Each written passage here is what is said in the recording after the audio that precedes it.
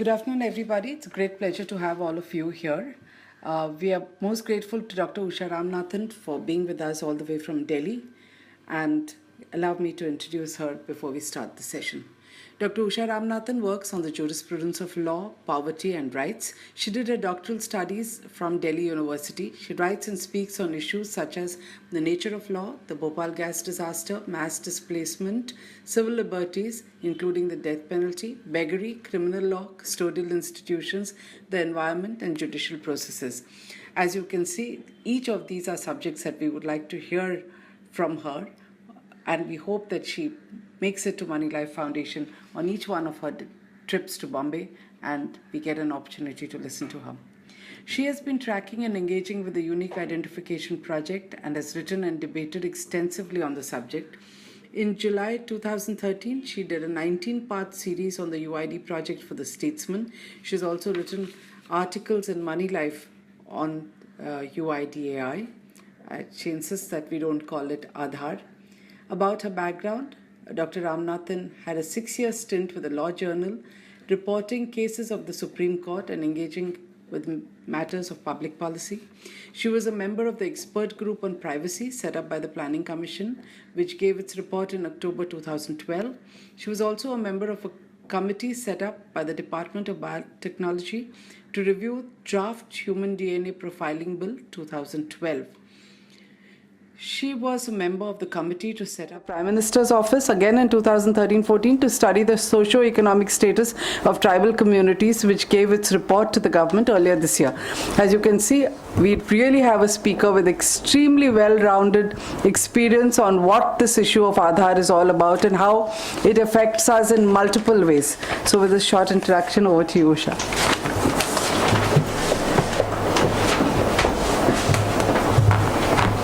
Thank you. You know, when you said let's all clap for her, I was thinking when we were kids, they used to, I'm from Madras, and they used to say, you know, thank you. When there is this monkey, performing monkey, you know, and they'll say, Chinna pasangella kai tattunga, and all the kids there have to clap. So I felt a little like that. But that's more or less how I've been feeling about this UID project for a long time now. Because all of us have to be performing monkeys wherever we go, because you see something, you shouldn't keep quiet about it. And public policy gets made, and, well, I don't know if policy gets made, but there are all kinds of implementation that happens without our understanding what it is. So even if it is some kind of understanding that we have, I think it's important we share it with each other and then, you know, grow through it. One of the terrible tragedies of this UID project, and I think of some engagement of some of us here in what is happening in the project, is that when the project started in 2009, we started engaging with it even then. And we anticipated that the project was in fact something when they were telling us it was something else. And much of our anticipation has proved to be true. And that's not a very comfortable feeling when what we anticipated was not good. We expected that there would be, we anticipated that there could be problems of exclusion, problems of surveillance, problems of corporatization of the state, problems of various kinds which we'll talk about as the evening goes on. But the real tragedy is that many of those have proved to be true, and that's not a good thing. It shouldn't be, it's not a good thing that those things are happening. It's not a good thing that we could have anticipated these things and yet we didn't know how to do anything about it. So there is a way in which a passive citizenry will have policies inflicted on it which may be dangerous. It's, you know, dangerous personally, dangerous in the national context, and dangerous because it is there are things that are trying to be done where, you know, the idea of disruption, which I'd always thought was a positive thing, where, you know, you bring in something that is new, that makes what is moribund irrelevant and therefore throws it out, and therefore, you know, it kind of finds its place and edges something else out. One of the one of the tragedies of disruption has been the disappearance of letters. I mean, I think there was a charm to letters which has gone. But it is something that has vanished, and we have to acknowledge that the internet and Gmail, not Gmail, but whatever, email has, whichever alphabet we want, mail has made that difference, and it's shifted it out. When we lost the telegrams, we were saying, there is something to a telegram which we are losing, but that had much more to do with the culture of the telegram rather than the efficiency or the worth of the telegram in other terms. So we had to learn to museumize it, to make a memory of it and accept it like that. So that is one form of disruption. As we grow older, or as we've seen and as we remember the charm of some of those things, we don't want to have them vanish, and so it's a little pain. And then we move on. But there's another meaning that has come to disruption which is totally different. And that is disruption as for destruction. That is, you've got to destroy some systems that are already in place so that you can replace it with something that an ambitious person wants put in its place. The UID is one such. So before I move on to what I mean by that, I just want to say why we don't use the word Aadhaar. It's not only because it is, it brands it. It's okay, there are many brands, we accept it, whatever. We called it Xerox for the longest time. I don't think we called it photocopy, for a very long time. That's not the reason why. It's because of the way this project has got privatized. And the word Aadhaar is a symbol of the privatization of what should have been a public endeavor. So if you look in, we found that in 2003 and thereabouts, there is this Aadhaar trust that was set up when Mr. Nilekani was part of the Bangalore Action Task Force.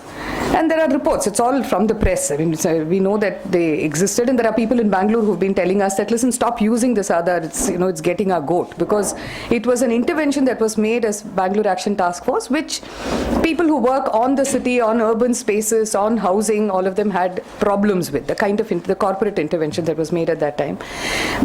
What is interesting is that, so Mr. Nilekani takes over charge of the UID, and then they say that there is a national competition for finding the logo and for finding a brand name.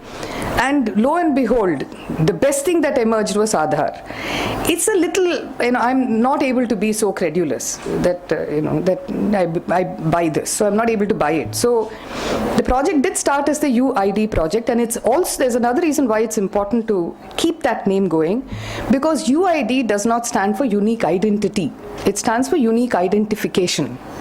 And it's important for us never to forget that that was the intention of the project. It was to identify us and not to provide us with an identity. I'll explain through this, through what I'm going to be saying next, why I think it was about identification and not about identity. But there is a way in which it has been sold to us, and there are certain things that have been happening. So since, like Suchita was saying, we'll need 3 months to discuss all of it, I'll just say some of the major things that I think we need to have been concerned about. One, the first thing is to remember that there are multiple players in it by now. Not multiple players as much as multiple institutional arrangements or organizational arrangements that have emerged. One, of course, is the UID. And the UID started in 2009.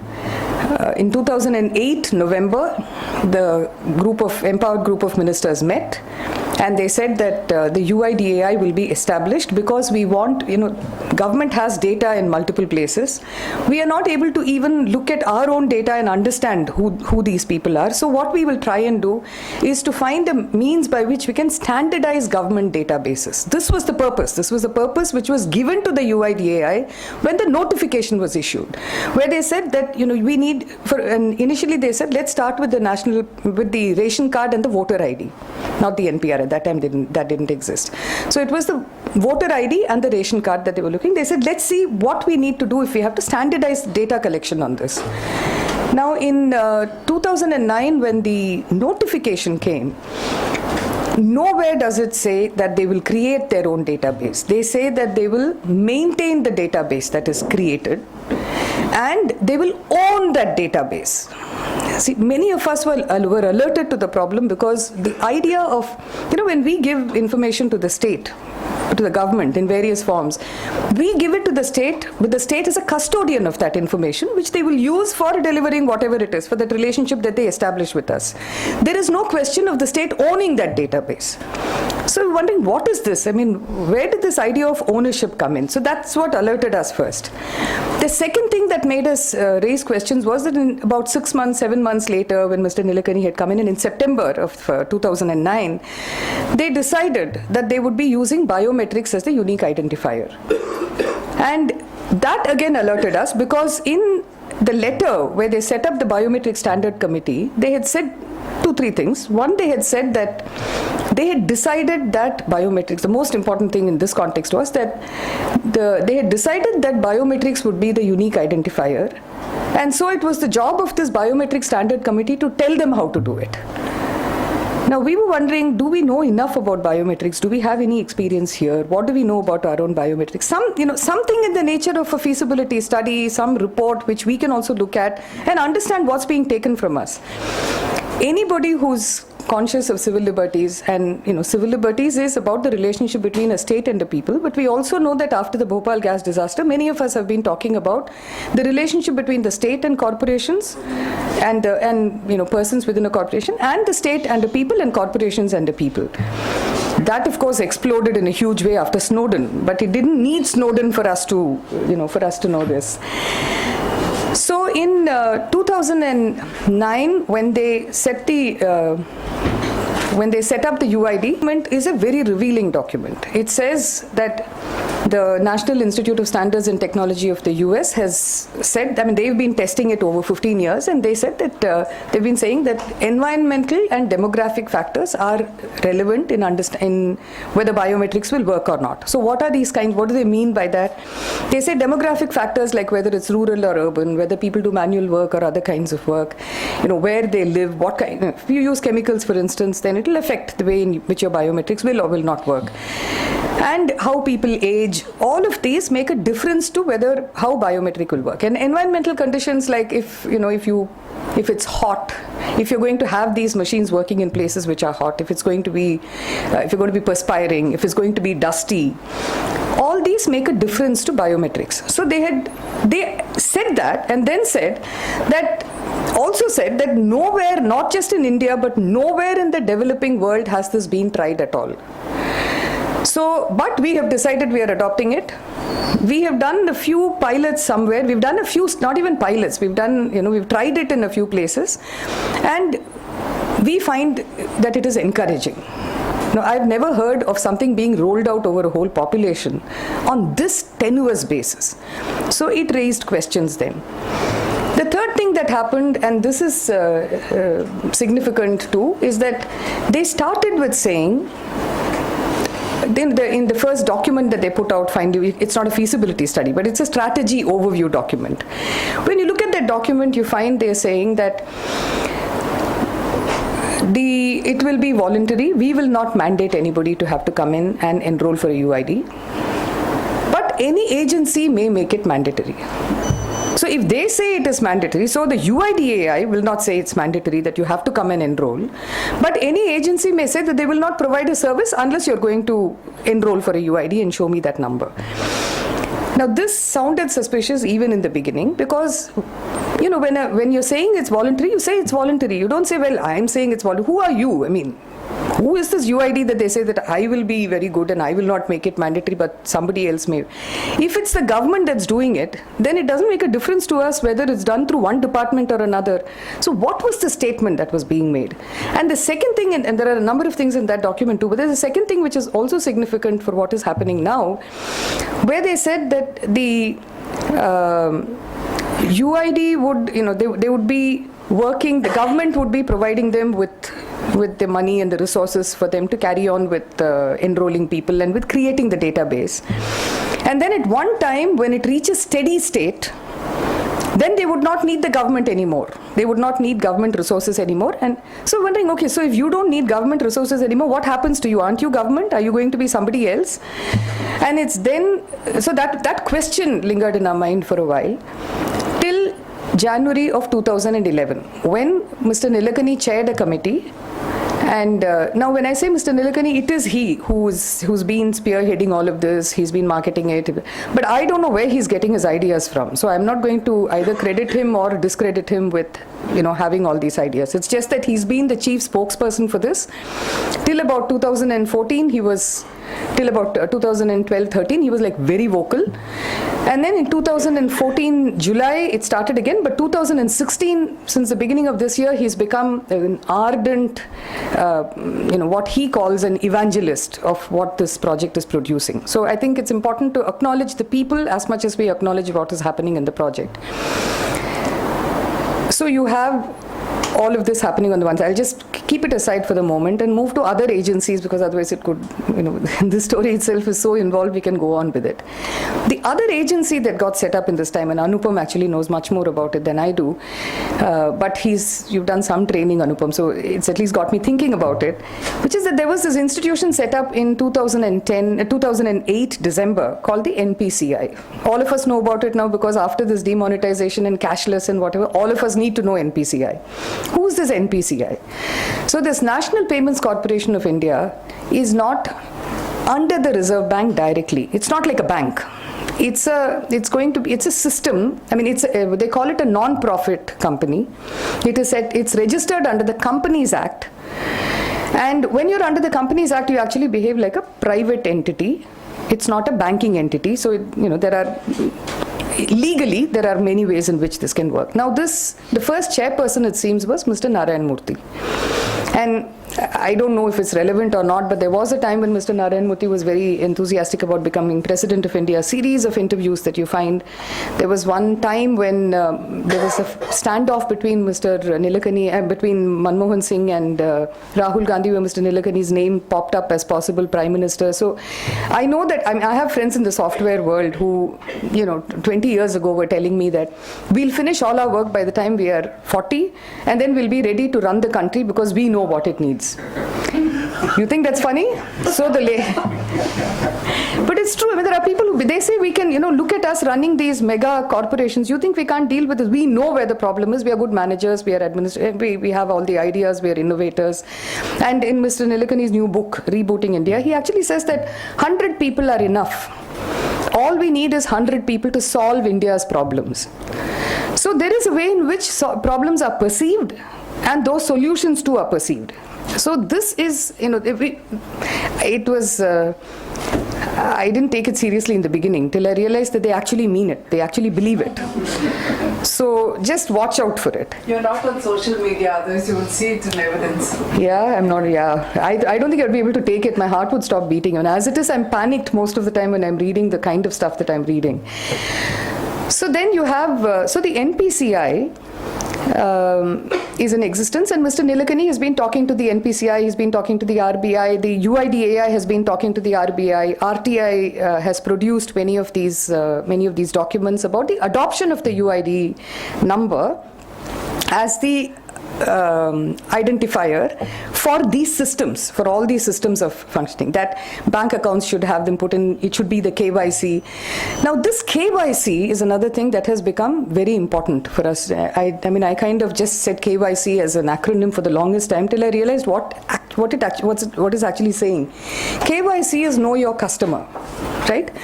Now this UID project started with saying that they're going, because the government had wanted it in the beginning, they were supposed to be linked up also with the NPR process, National Population Register process, which was about having a register of citizens. So you had to go through a population register, after which there would be a process, and then the citizens register would come.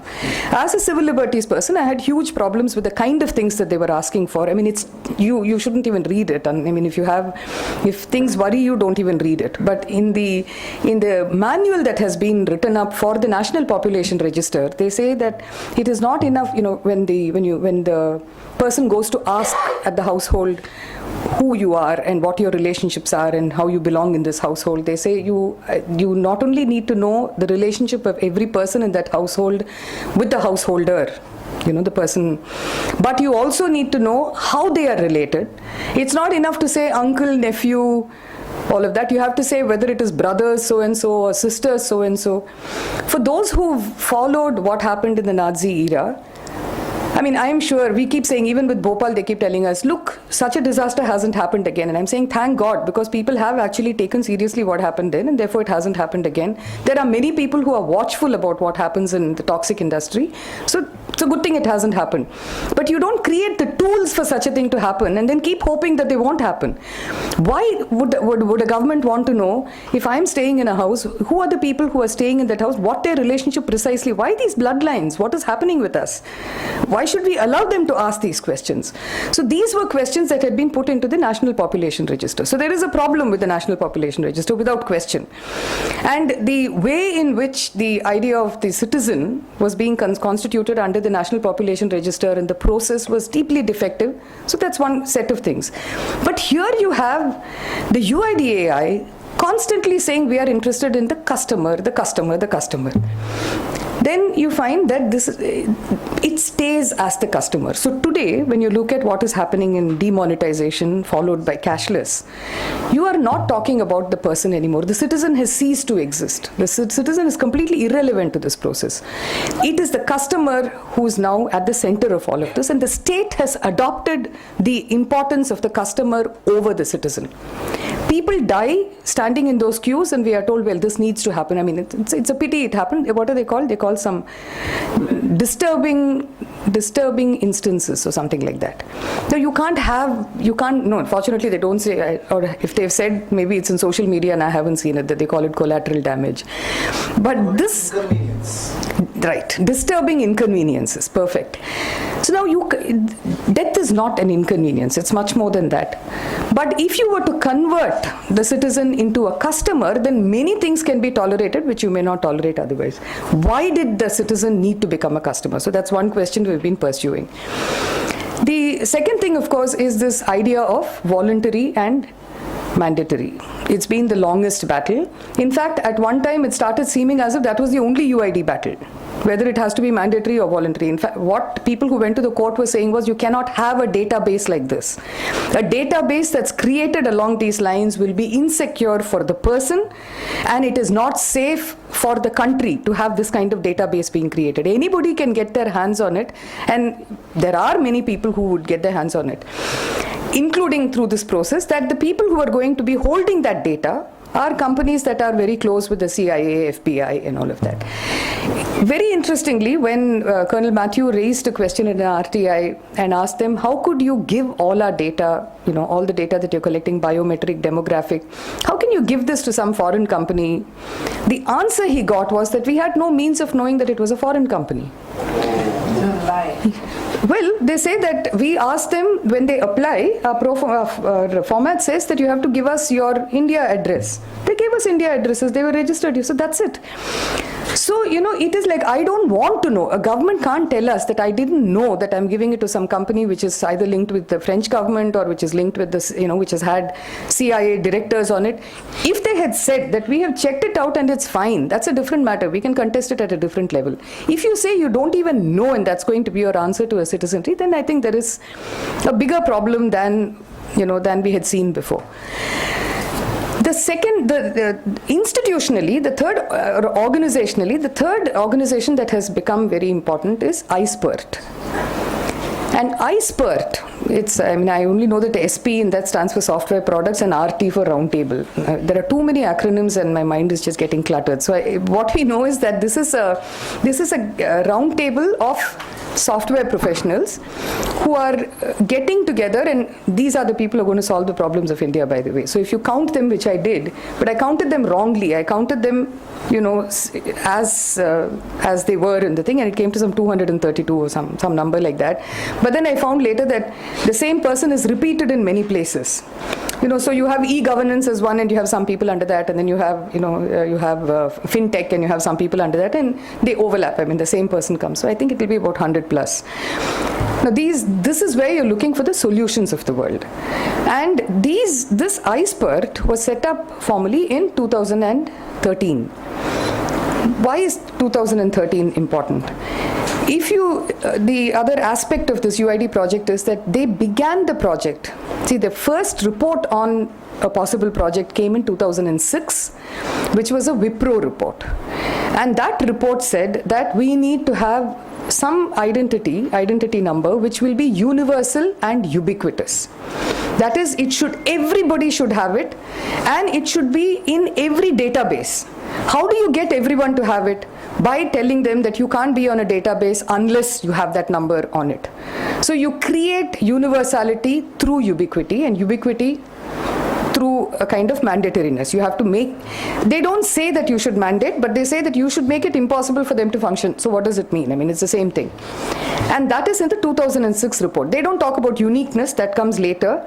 And from all accounts, it seems like the biometric industry has been trying to move out of the defense establishment into civilian spaces, because that's the only way they can go forth and multiply. And that's the added thing that was brought in without testing, just so that they can try it on the population and see what happens. So this is, while this was on, in 2011 you have the TAG-UP report. The TAG-UP report is the Technology Advisory Group on Unique Projects. And in this Technology Advisory Group on Unique Projects, they are basically dealing with 5 revenue streams, which includes goods and services tax. Now, goods and services tax, I really request you to go and look at what this goods and services tax network is about. It's not just on the, it's not about whether states get the money or you're going to put a cap on it. That's not all. There is some other ambition which the technology industries have. I can't even say just the technology industries, but now tech and banking are coming together. So there is a way in which that, the universe is changing.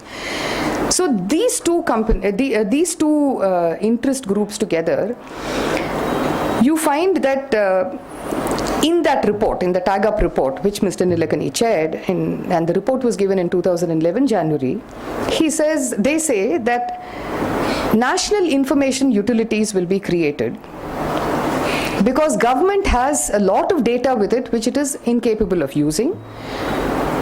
You need therefore to have the government hand over this data to private companies that will be set up for this purpose. That is the purpose of collecting that data, managing the data, and servicing the government too, but also using the data in multiple ways. So they say that these will be private companies acting in the public interest, profit making, not profit maximizing. This is the kind of language in which it comes. And they also say that, they will naturally be monopolies, but if anyone wants to come up with, with any competition, they are welcome to come. If the government is going to hand over all the data, I don't know where the competition will come, but whatever. They say you can do what you want with it. This is in the TAG-UP report. It's a longish report. And if you see Mr. Nilekani's book, Rebooting India, you'll find that many of the explanations given in the TAG-UP report are there in one of the graphics that he's provided for why government will be unable to do anything. That book, by the way, is also interesting because it starts with saying why government can never function and never be efficient, and then goes on in the next chapter to say how the UID project was possible because government was unbelievably good. That people in government were brilliant. They just, they all worked like this and they were exceptional. So there's a kind of contradiction that keeps happening in all of this. When you market, I suppose you do need to have some of these contradictions. I don't know, whatever. So you have the TAG-UP report. Now, under that TAG-UP report in 2012, Pranab Mukherjee announces the creation of a national information utility. As finance minister in the budget, he announces the creation of the GSTN, which is the NIU. Now this, we are hearing more and more talk about this now, where they say that something like 5 billion invoices are going to be fed into the system. Now, who are these people? Actually, it's quite interesting to see who's this GSTN. GSTN has been, you cannot have in these NIUs, you cannot have the government having more than 49%. They can have between 26 and 49% share. The majority will be with private companies. So you have HDFC Bank, ICICI Bank, National Stock Exchange. Yeah. Then HDFC, and then so they have the main ILFS is not formally there, so maybe they are also sharing in it. There are 5 of them. So, and they become then they become the deciding holders in the GSTN. And GSTN is about public, it's about revenue. So all this revenue data will go directly to a private company which has been set up for this purpose. And by calling it National Information Utility, it's like the National Payments Corporation of India. I don't know where the national in India are coming from. Normally it's for government companies that you would use this, but it exists anyway. There are various ways in which you hide your identities, which we are not allowed to do, by the way, now. So you have the iSpert. Now, after this they realize, if you look at the tag-up report, the tag-up report clearly says it uses the UIDAI as an illustration of a national information utility.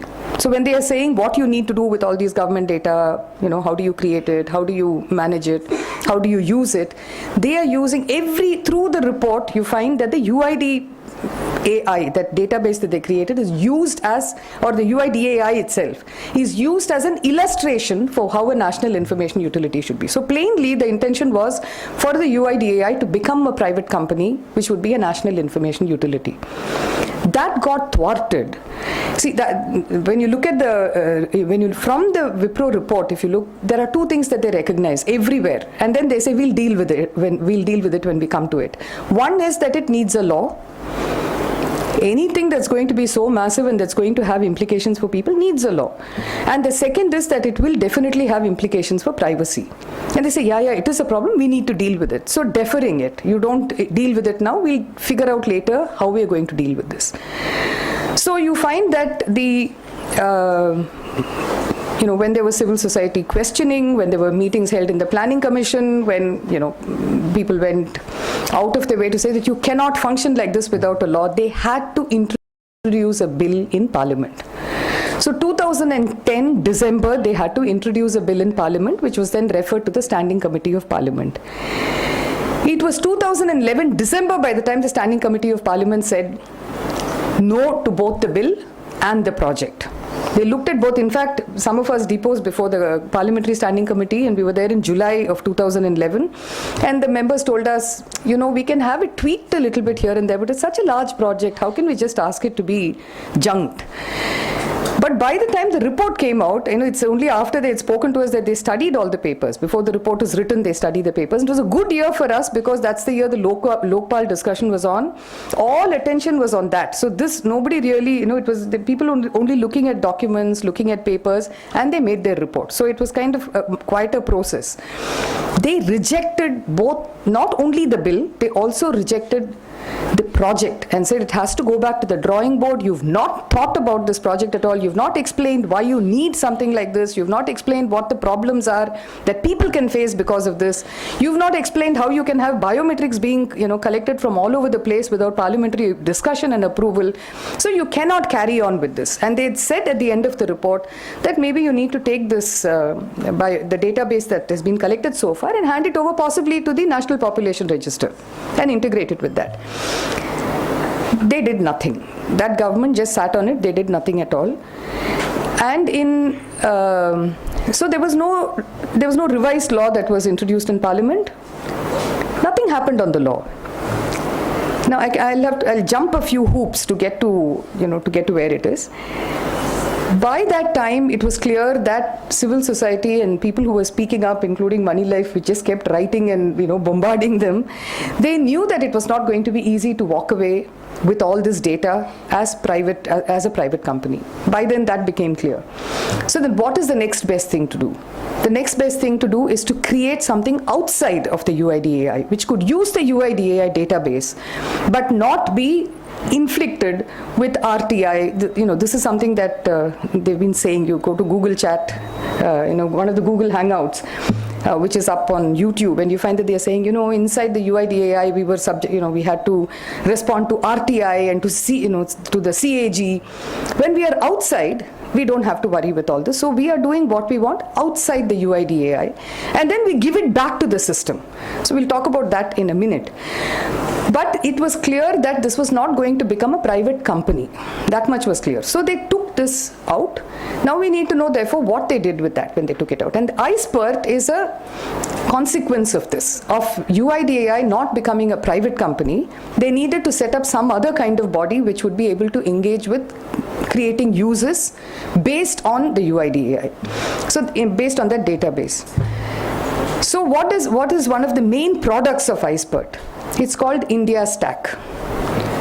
Now India Stack, if you Google it, you'll find it, find it everywhere. India Stack is a creation which treats the UID database, the collection that they've done, as a platform, not as an identity. It is a platform that has been created on which multiple apps can be developed. So there are apps that have been coming out over this period of time based on this database.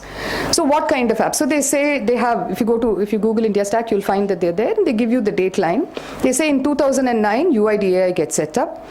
In 2009, you also have the first open API coming out, and that is even before the first number has been issued. They've already created the first open API. Then next you have, I think, eKYC. Then you have the National Payments Corporation of India making Aadhaar-enabled payment systems and the Aadhaar-enabled bridge, the bridge payments.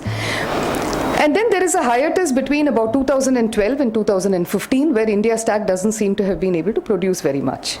Then in 2015 it speeds up.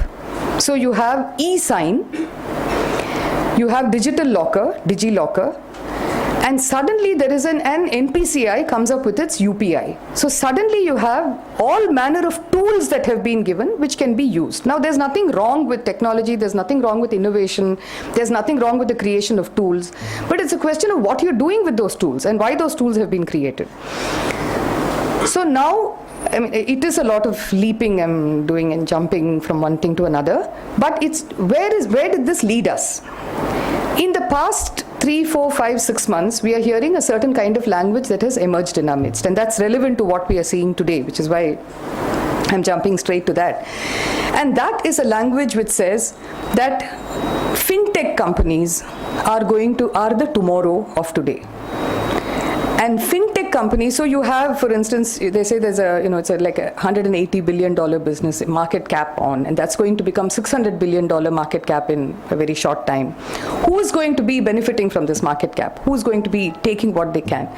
There is talk about how this, you have to create the WhatsApp moment, and how you've got to get in and create monopolies because the winner takes all. So there's a kind of aggressive push among all these technology people to tell them, start creating and using all these apps. Now, why the hurry? And I'll come to why the hurry in a little bit. But the language that is getting created, they say, therefore, now you're going to have money moving, which will be cashless, it will be paperless, it will be presenceless, it will be done through e-sign, eKYC, and DigiLocker with a consent architecture on top. So this is the imagination. This is where you want to take it. So what does it mean? It means cashless, which means that you have to operate through these systems which are going to collect, which are going to see you. As you conduct every transaction, you're going to be seen. In relation to the GSTN, for instance, he says that 5 billion vouchers are being generated. They will go, and algorithms will be created around this. The GSTN database will be able to spot a person who's a small-scale businessman located somewhere in the country, whose business goes up a little bit and then comes down a little bit and then goes up again, and you'll be able algorithmically to be able to decide whether the person is a good risk, a bad risk, at what time you give them money, when you recover from them. So it reduces the risk to the person who wants to give money to you, who wants to give money to get, as credit so that he can get back what he wants. So it's all a one-way mirror. There is a very popular Tamil cinema called Kadalika Neramillai, which is very popular, Sridhar's first, color film, and it was great fun. In that, there is this place where there's a window, and you see that in a lot of these, test identification parades, when you're looking at the person and saying, is this the person who did it? So the victim is standing behind a glass and the person on the other side can't see, only you can see, right? This is very much like that, where they say you don't need to see them, you're a customer, you just be a customer, and we need to see you so that we decide what kind of a customer we are willing to make you. This is the imagination. And some of the scary things in this are things like being presenceless. So they say, presenceless is very good because you don't need to be present. You can be anywhere. You can be a migrant worker anywhere in the country, and transactions will just happen because all we need is e-sign, e-KYC, and that's it. That does it. Now the problem with presenceless is that you don't know who you're dealing with. You don't know what you do if you need something to be revoked, if an error has happened. You have no means of knowing. Paperless, the whole idea, the corruption, the only reason we've been able to locate corruption in many places where abuse of power has been located is because you have paper. You have a track. Now there is a trace that's left here, but that trace is not in your hands, it is in somebody else's hands. The person who controls the money controls the data. So it takes it out completely from people who are, so you'll have to depend upon regulators, and we were just discussing the payment and settlement system. I still don't see how the Reserve Bank is actually going to put in place the kind of regulators and the regulations that are needed to take care of this burgeoning, unless they are going to ask that I want all that information. So this is one whole set of things. Why are they in a hurry to do this? There seem to be 2-3 reasons. One is that there is this techno-utopia which says that India, from being a data poor country, is going to become a data rich country. You'll hear it all the time. You'll hear it everywhere. All these people, it's become like a new axiom that people just pout. And I'm not sure we quite know what it means. So India, from being data poor, will become data rich. That's not a bad thing. But what if the data is about granular data about you? Would that be okay? If they need to know where you were, what you ate, when you borrowed your last money, whether something is on mortgage or not, whether you've traveled, where you have traveled, what kind of books you've bought and read, what are the timings when you work. In fact, I'm just going to read a little piece for you, because I actually, if I were to say it, you'd say that, oh my God, this woman's just, crazy. But it's not me saying it, it's the man from Axis Bank.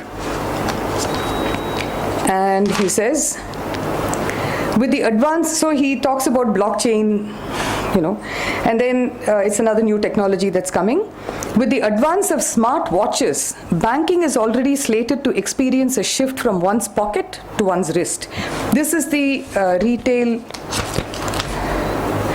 He's the Executive Director, Retail Banking with Axis Bank. Axis Bank has been working with the UID AI from the beginning. So they share an imagination.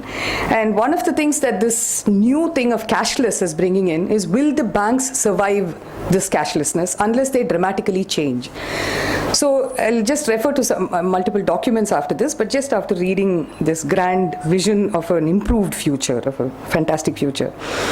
Wearable banking will help banks roll out contextual notifications to clients, which means that actionable promotional content can be delivered at just the right time.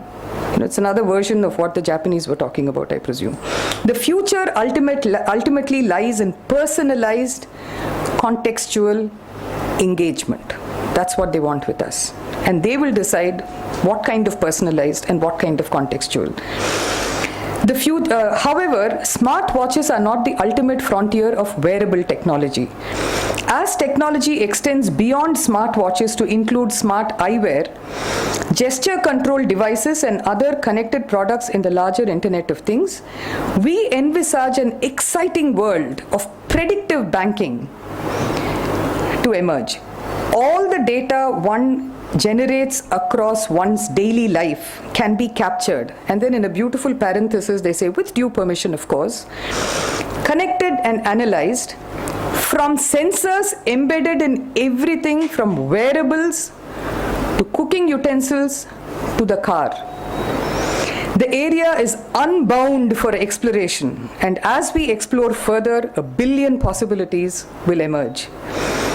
You can expect your bank to create products that can connect with you on a deeper level, but in a non-intrusive manner. Banks and financial institutions will be a part of an invisible layer around your daily activities. I mean, I don't want to read any more of this. This is like bizarre imagination. But this is the imagination of the people who are pushing the kind of change that we are seeing today. And it's not a happy imagination.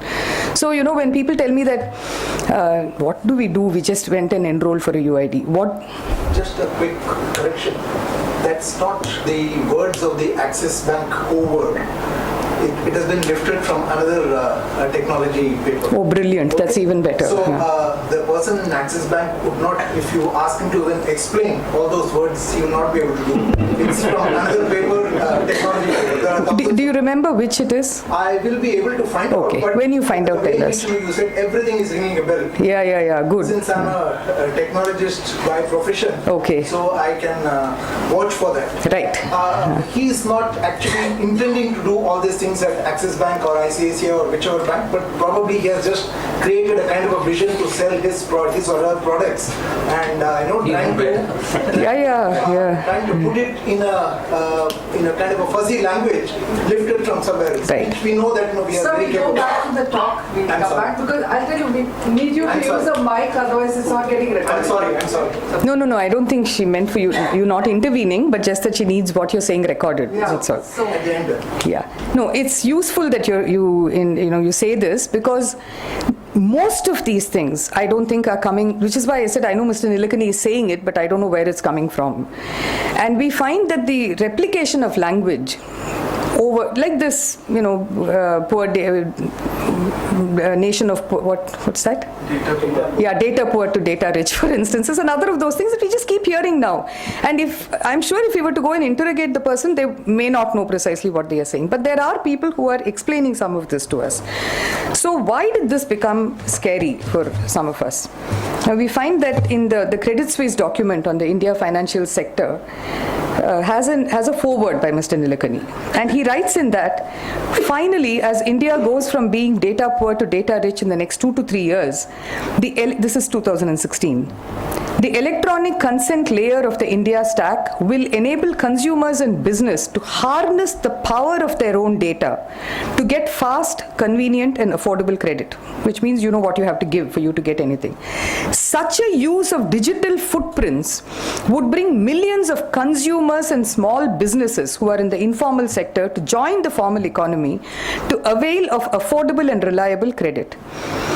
And as data becomes the new currency, financial institutions will be willing to forego transaction fees to get rich digital information on their customers. The elimination of these fees will further accelerate the move to a cashless economy, as merchant payments will also. So there is this. Now, this explained to us why the government needed to go to the court and say that people in this country don't have a right to privacy.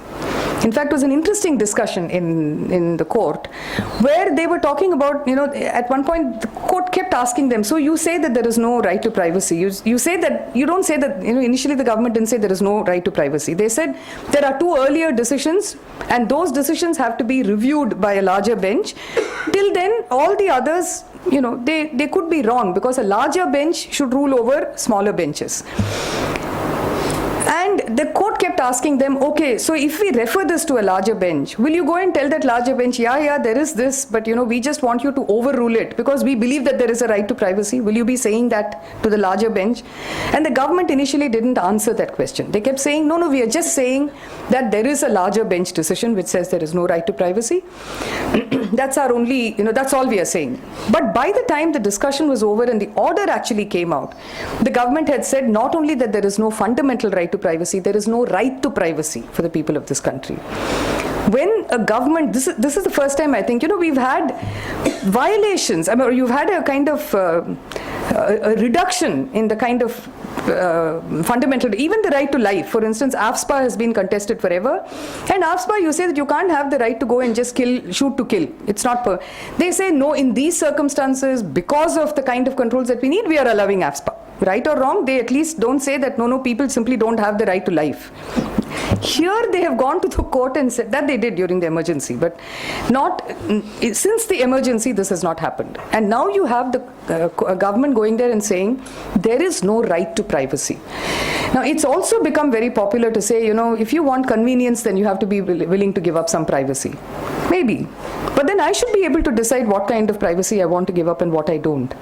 And that choice is being taken out by saying that you're putting it into sectors. So we watched what happened with the UID project and found that one was mandatory, voluntary. The other is the way in which the UIDAI went from department to department, ministry to ministry, asking them to make it mandatory in their department or in their ministry. So they went to the finance ministry, they went to the RBI, they went to the petroleum and natural gas ministry, SEBI. They went to SEBI. Okay, there are some funny moments in this too, but I think I'll keep the funny moments for later.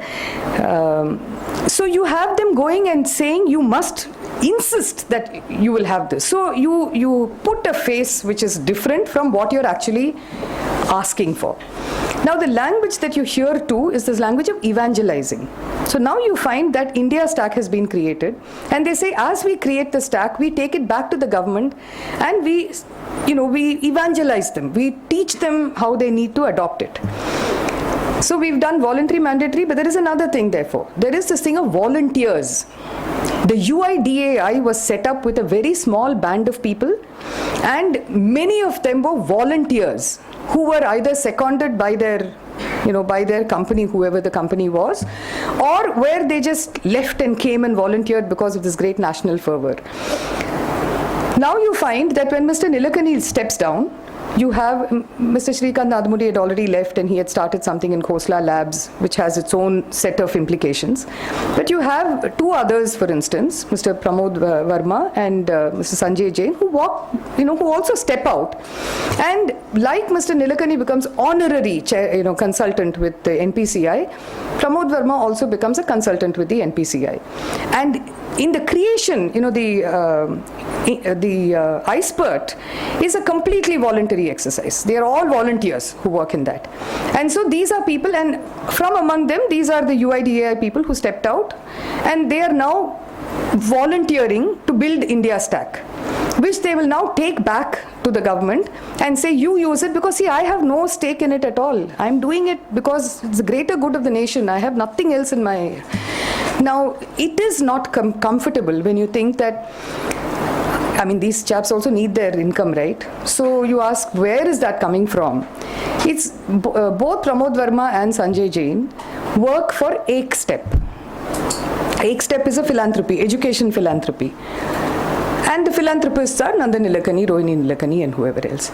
Now, this kind of, creating a cabal where they're looking for the technology industries to go wherever it's going, it didn't make sense to me in the beginning. I was like, no government is going to allow this kind of thing to happen. Till I realized that it starts somewhere else, and I'll stop with saying that. It starts somewhere else. See, after the millennium bug and after the whole thing just collapsed, there is a Heather Brooks who wrote about who exposed the MP scandal, the expenditure scandal in the UK. Now, she writes in her book that when the EU was meeting, and the US normally is part of, they are there in these meetings, when they were meeting in Lisbon in 2002, the technology companies represented to them saying that, listen, this is, it's just going bust. But we are an important force. It's like, after the Industrial Revolution, and this is true, this I concede, that after the Industrial Revolution, this is another big revolution that has come, which is the digital revolution. So they said that, there are things we can do for you, there are things you can do for us, and we need to support each other through this. So you have and they say that, they said, okay, we'll work something out. After that you find, this is all she mentions, but after that you find that in many parts of the developing world, you have e-governance becoming the big thing. So who wrote the e-governance report for India? Sam Pitroda and Nandan Nilekani. So there is a push that is coming, which is a global push. It's not just a local push, but there is now a desire to move beyond that. And in 2008, when, after the collapse that happened, the technology companies needed to look somewhere else for their, for their business. And what better business than getting governments to be your customer? So that seems to have worked to quite an extent too, and we find the same set of people coming again and again and asking for these changes. Now in demonetization, one of the questions that we often get asked is, see, we anticipated that the cashless would be, once he announced demonetization, before he announced cashless, I think some of us had already said and spoken about how cashless is really where this will go. So the question we are often asked is, do you think cashless is why this was done? Demonetization, was it done so that the country can go cashless? I think on that I'll exercise some caution. I don't think demonetization was done so that we can go cashless. But I think it was the opportunism. See, three things. I think many of us have various theories on why this demonetization happened, including UP elections, I think most people believe everything other than that black money would actually go. Most other things we believe. And I think one of the terrible things that has happened in this time is how the Jan Dhan Yojana has got used and how the poor are being talked about because money has been put into their accounts. And that's awful also because I think Anupam was among the first to alert us, saying that if you keep opening accounts like this left, right and center and people have no idea what this is about, it is a beautiful way for you to launder black money. Why are you allowing this? It shouldn't be permitted. And if you look at the UID number, the number can be created without, in Rajasthan, when I went there to see how this UID thing was working, I had one of the persons there telling me that camel turd makes very good fingerprints. So I was like, what? Yeah. They said, this cow dung and all that doesn't work. Camel turd does, because it can create ridges and valleys with it. So we have a friend, JT D'Souza, who's been able to fake fingerprints. But that is still faking a fingerprint. Here you have fingerprints being created through camel turd. So, there are all kinds of bizarre things. You've tested nothing. The whole thing has been outsourced. It's been totally unmonitored. And production of numbers, how many do you want? What does it take when you're sitting within a system to keep, producing these numbers? It's never been audited, and that's something that you keep telling us to. The database has never been audited. If we think about what happened with the biometric database, they started with just putting, getting everyone onto that biometric database, and then you had a case in Goa where a child was raped in a school, and the police didn't do a great job of it, so the CBI stepped in, and the CBI said they'd found a random palm print on the wall, and they said, they went to the local magistrate and said, please ask UIDAI to give us all the biometrics of the people who've been enrolled in Goa so that we can check whether this random palm print meets that, certain specification or not. They got the order.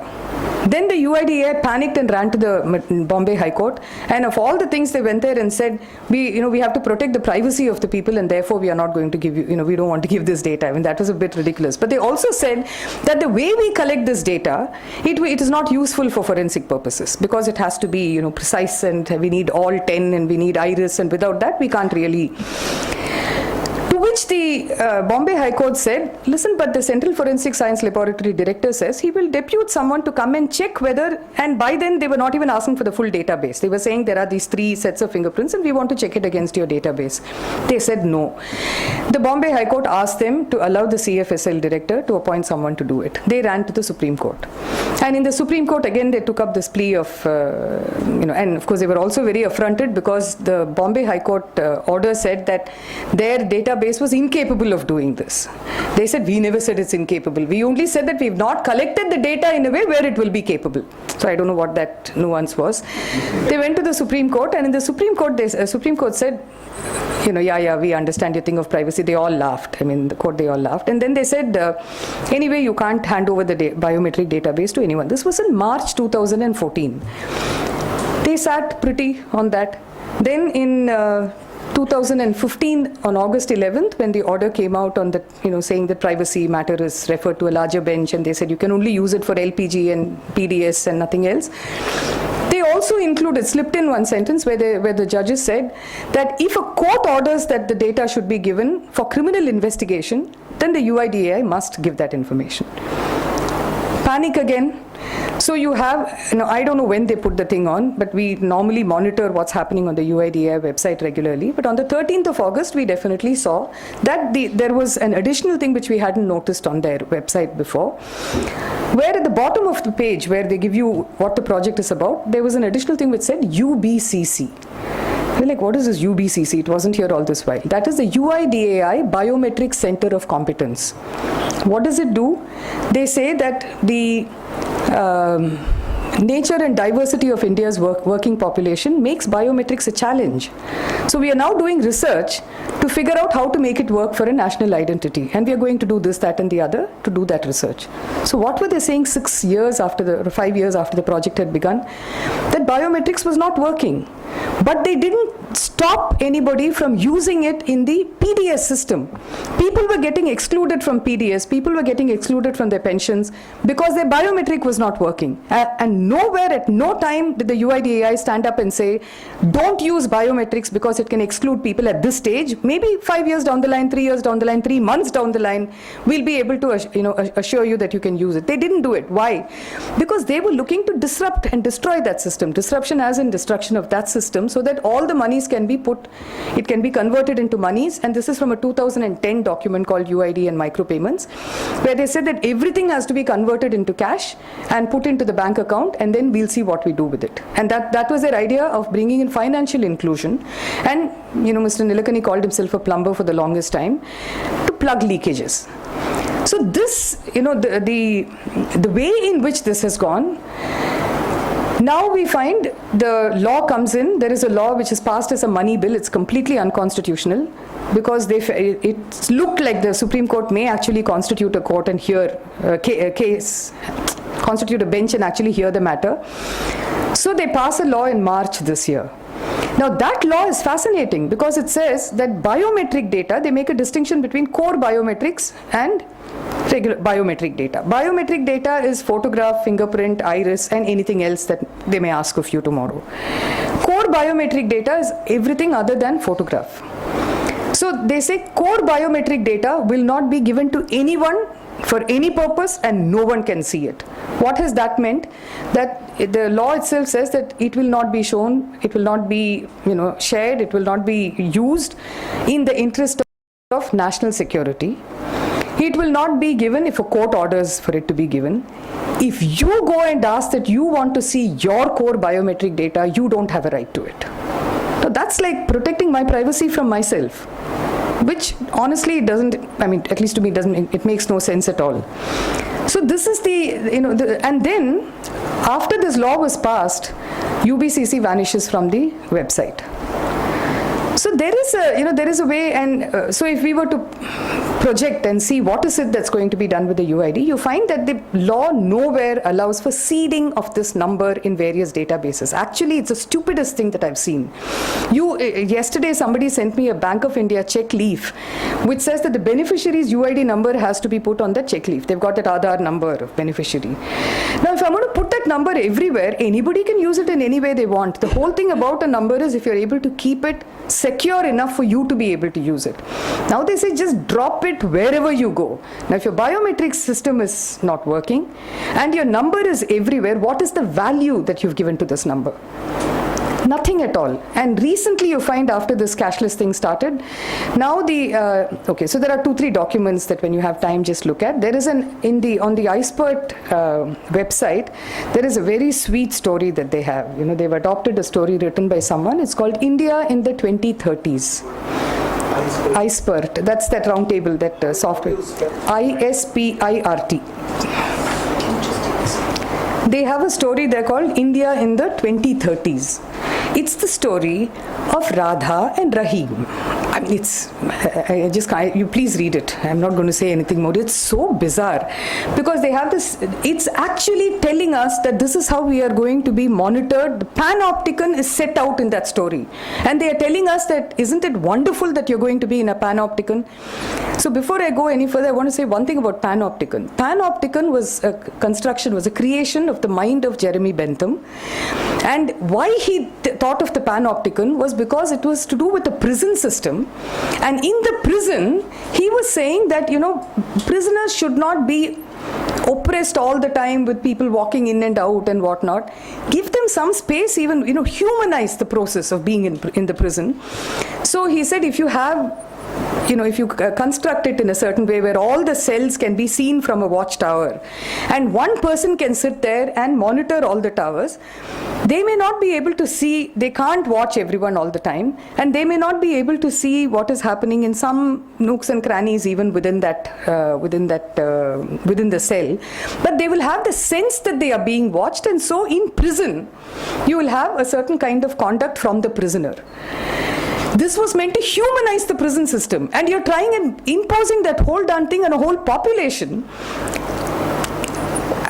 Well, so that's the panopticon that they give you. Yeah, so take a look at that.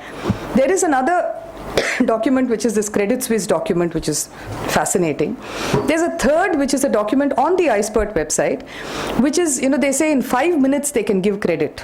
So it's about that. And they say this is a joint experiment that they are doing between the government of India and USAID. And this, in 2015 they started that. They've done a study and a pilot, and they've come up in the conclusion, in what they have found. They say two things. One, that people in this country don't seem to understand the idea of consent. They say, yeah, okay, what do you want? Consent, all right, take it. So they will not be able to protect themselves when it comes to this, because people don't understand that you have to look at what the terms are and what the implications of these terms are.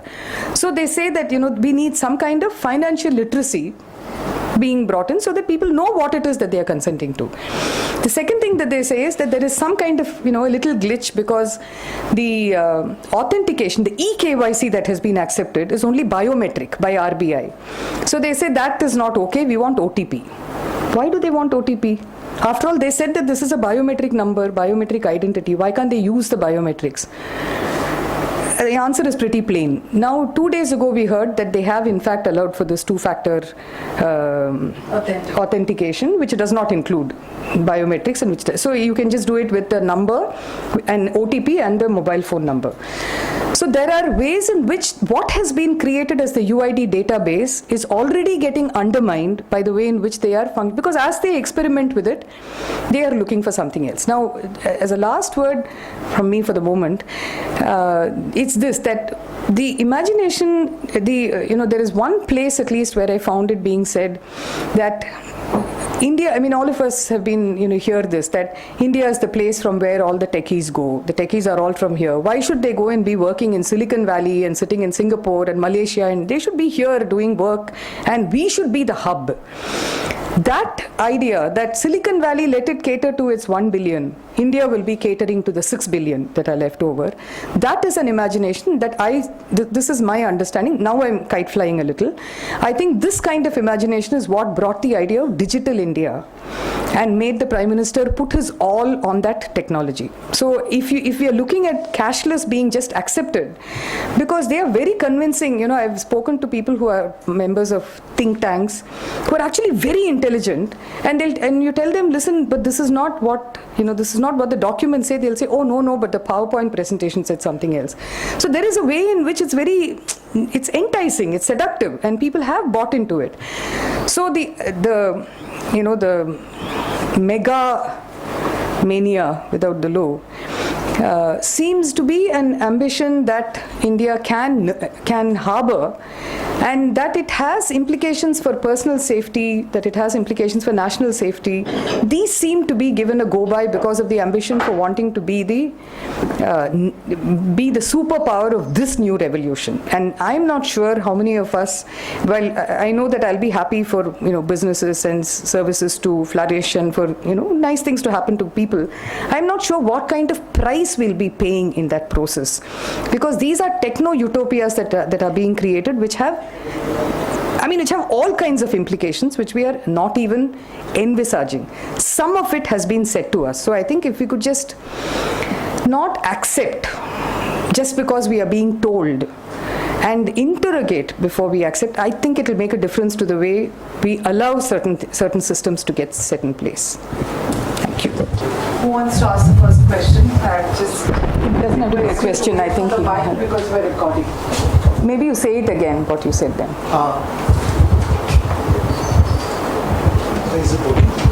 Yeah. Okay. My name is Prabhakar.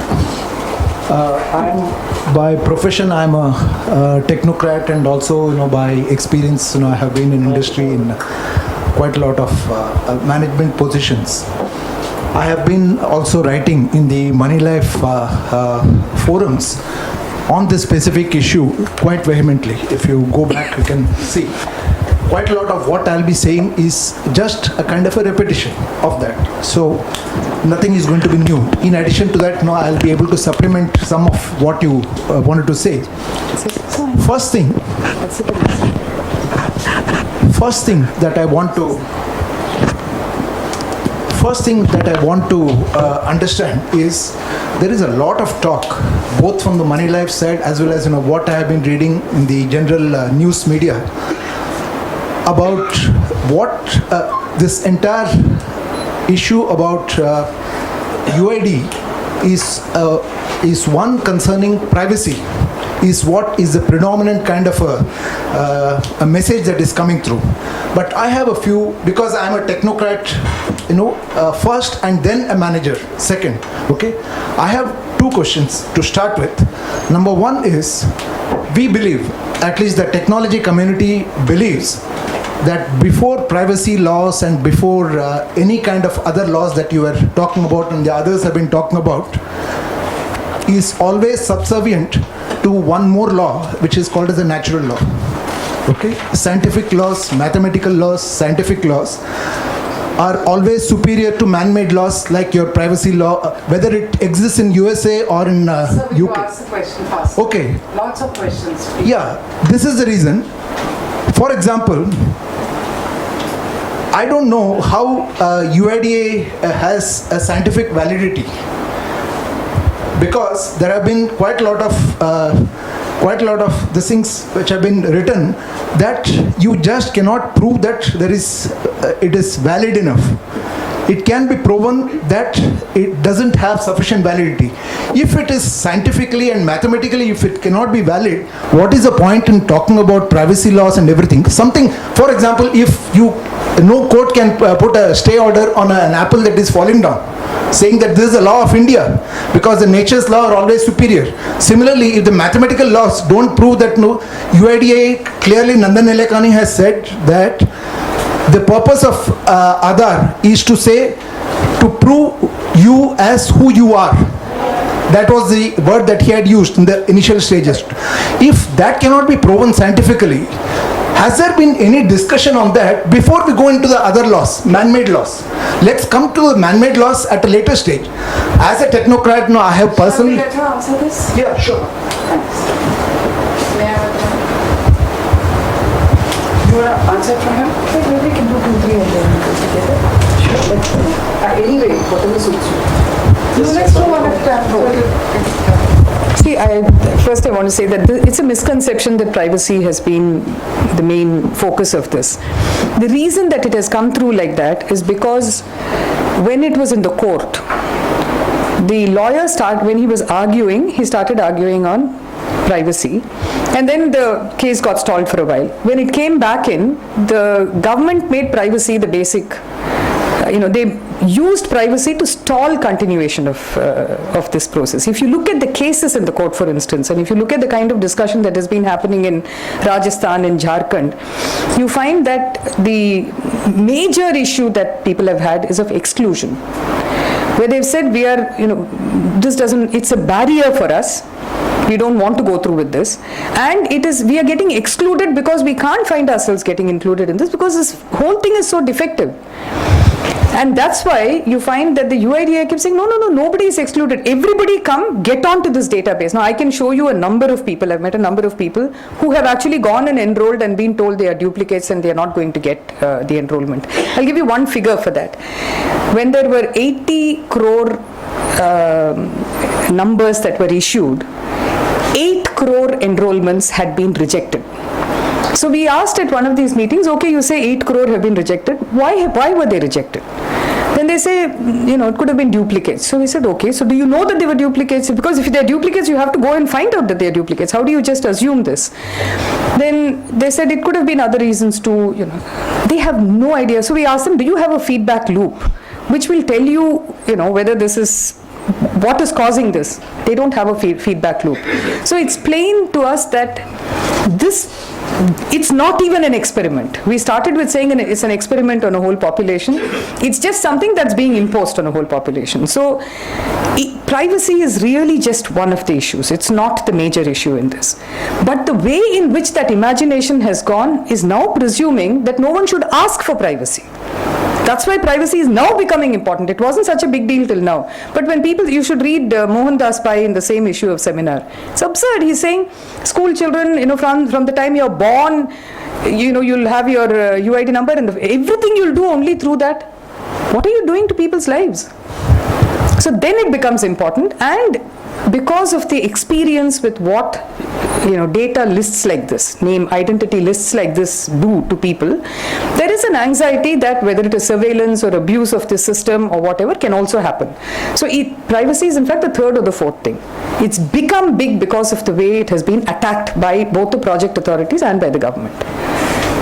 Usha, I'm going to ask 2 or 3 questions which are constantly asked, okay?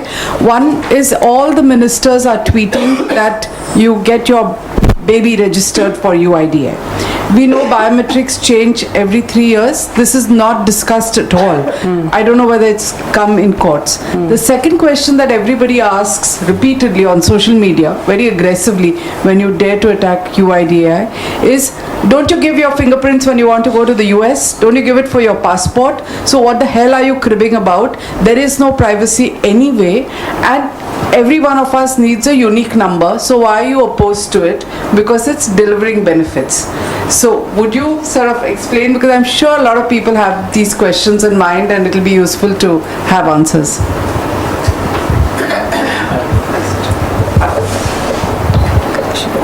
Yeah, sure. Shall I answer? So this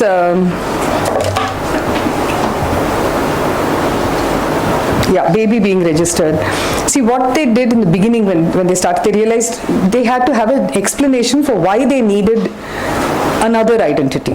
They said, you already have the voter ID, you have PAN cards, you have passports, you have driving license, you have all these things. Why do you need one more ID? And the explanation that the UIDAI came up with was you needed something to say. So they said, all this is for people who are 18 and above.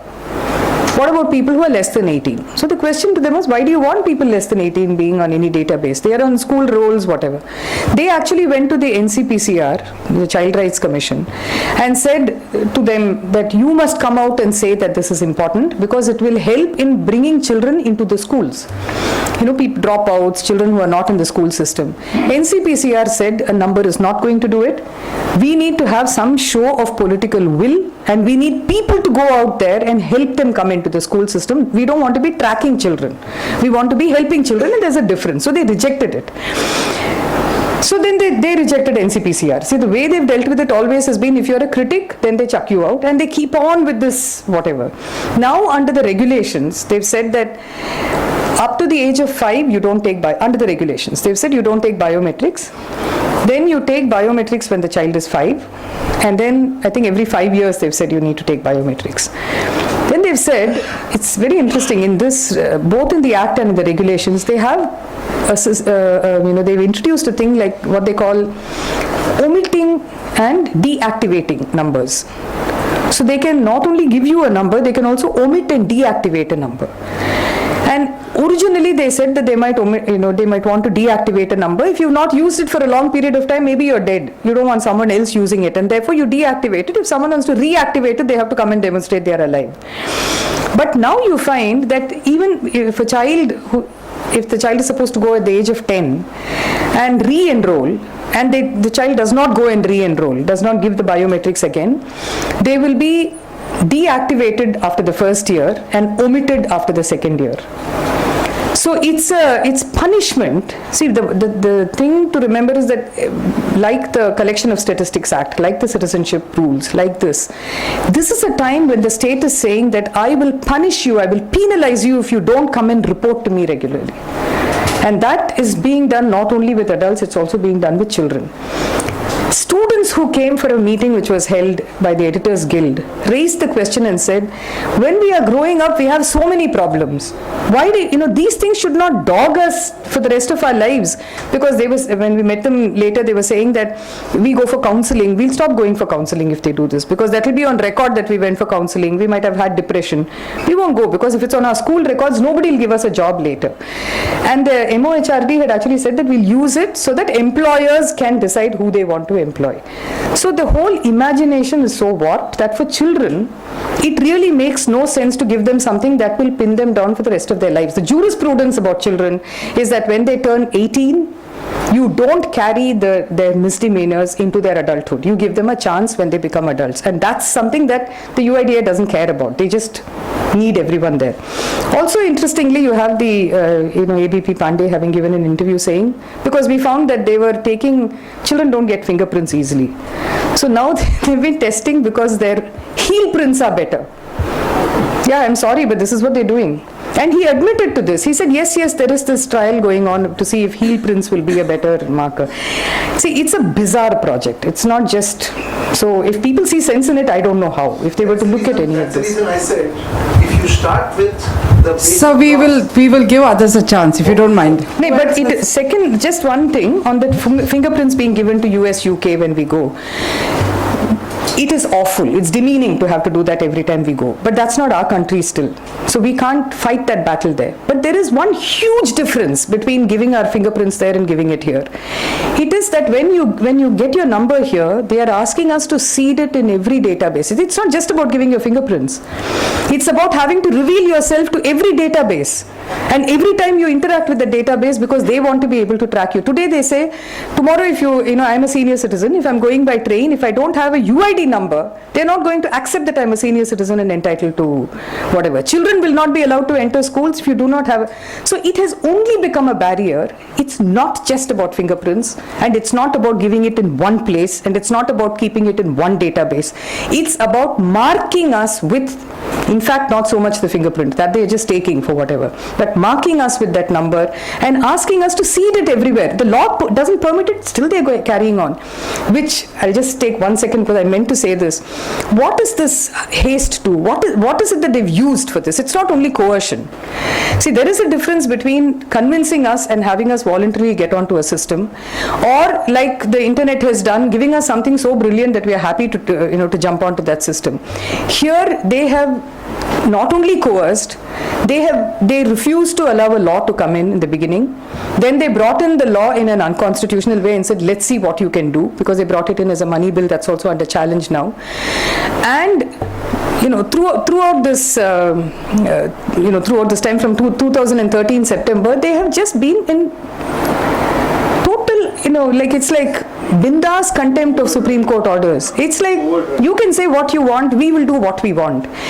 Any government and any project that is so lawless that there can be no restraint on it, are you willing to trust it? I'm not a great votary of either the judiciary or of processes or whatever. But if they say nothing should constrain them, would you trust a thing like that? It's a completely lawless project. And people in Rajasthan, they say, 30% of the people have not been able to collect their rations after 9-10 months of working at it. They've not been able to, 30% of households have not been able to collect their rations. This will seem as if only in 30% of the cases, fingerprints are not working. Actually, what it means is that in 70% of the households, there is at least one person whose fingerprint works. So you go there and ask, like when we are, the man said, no, every time between 10th and 22nd is when they give rations. They get their granddaughter to come back from the school. She's in a hostel. So because only her fingerprint works. Yeah. How about these senior citizens you said? You need to use the mic we're recording.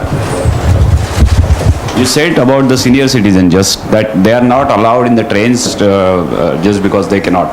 But the concessions. concession, that's what I'm saying. But the Aadhaar card itself is based on the documentation of birth certificates and all these things. That birth certificate itself shows that you are senior citizen now.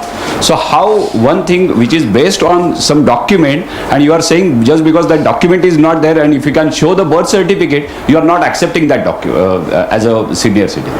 So let's tell you something even more bizarre. Yeah. So I went to Chandigarh and went to the permanent enrollment center there. There was a really sharp, smart girl, who was operating that system. So I went there and said, I've come because I need to change my name. So this is my name, I want to change my name. What is the process? So she said, you have to fill up this form. You have to give me a photocopy of the Aadhaar card. I said, but there is no such thing as Aadhaar card. Nahi, madam, wo to dena padega.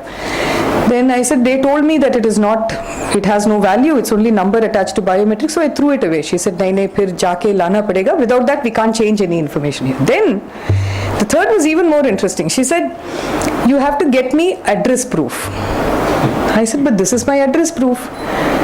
She said, which? I said, Aadhaar is my address proof. So, what else am I supposed to get? She said, no.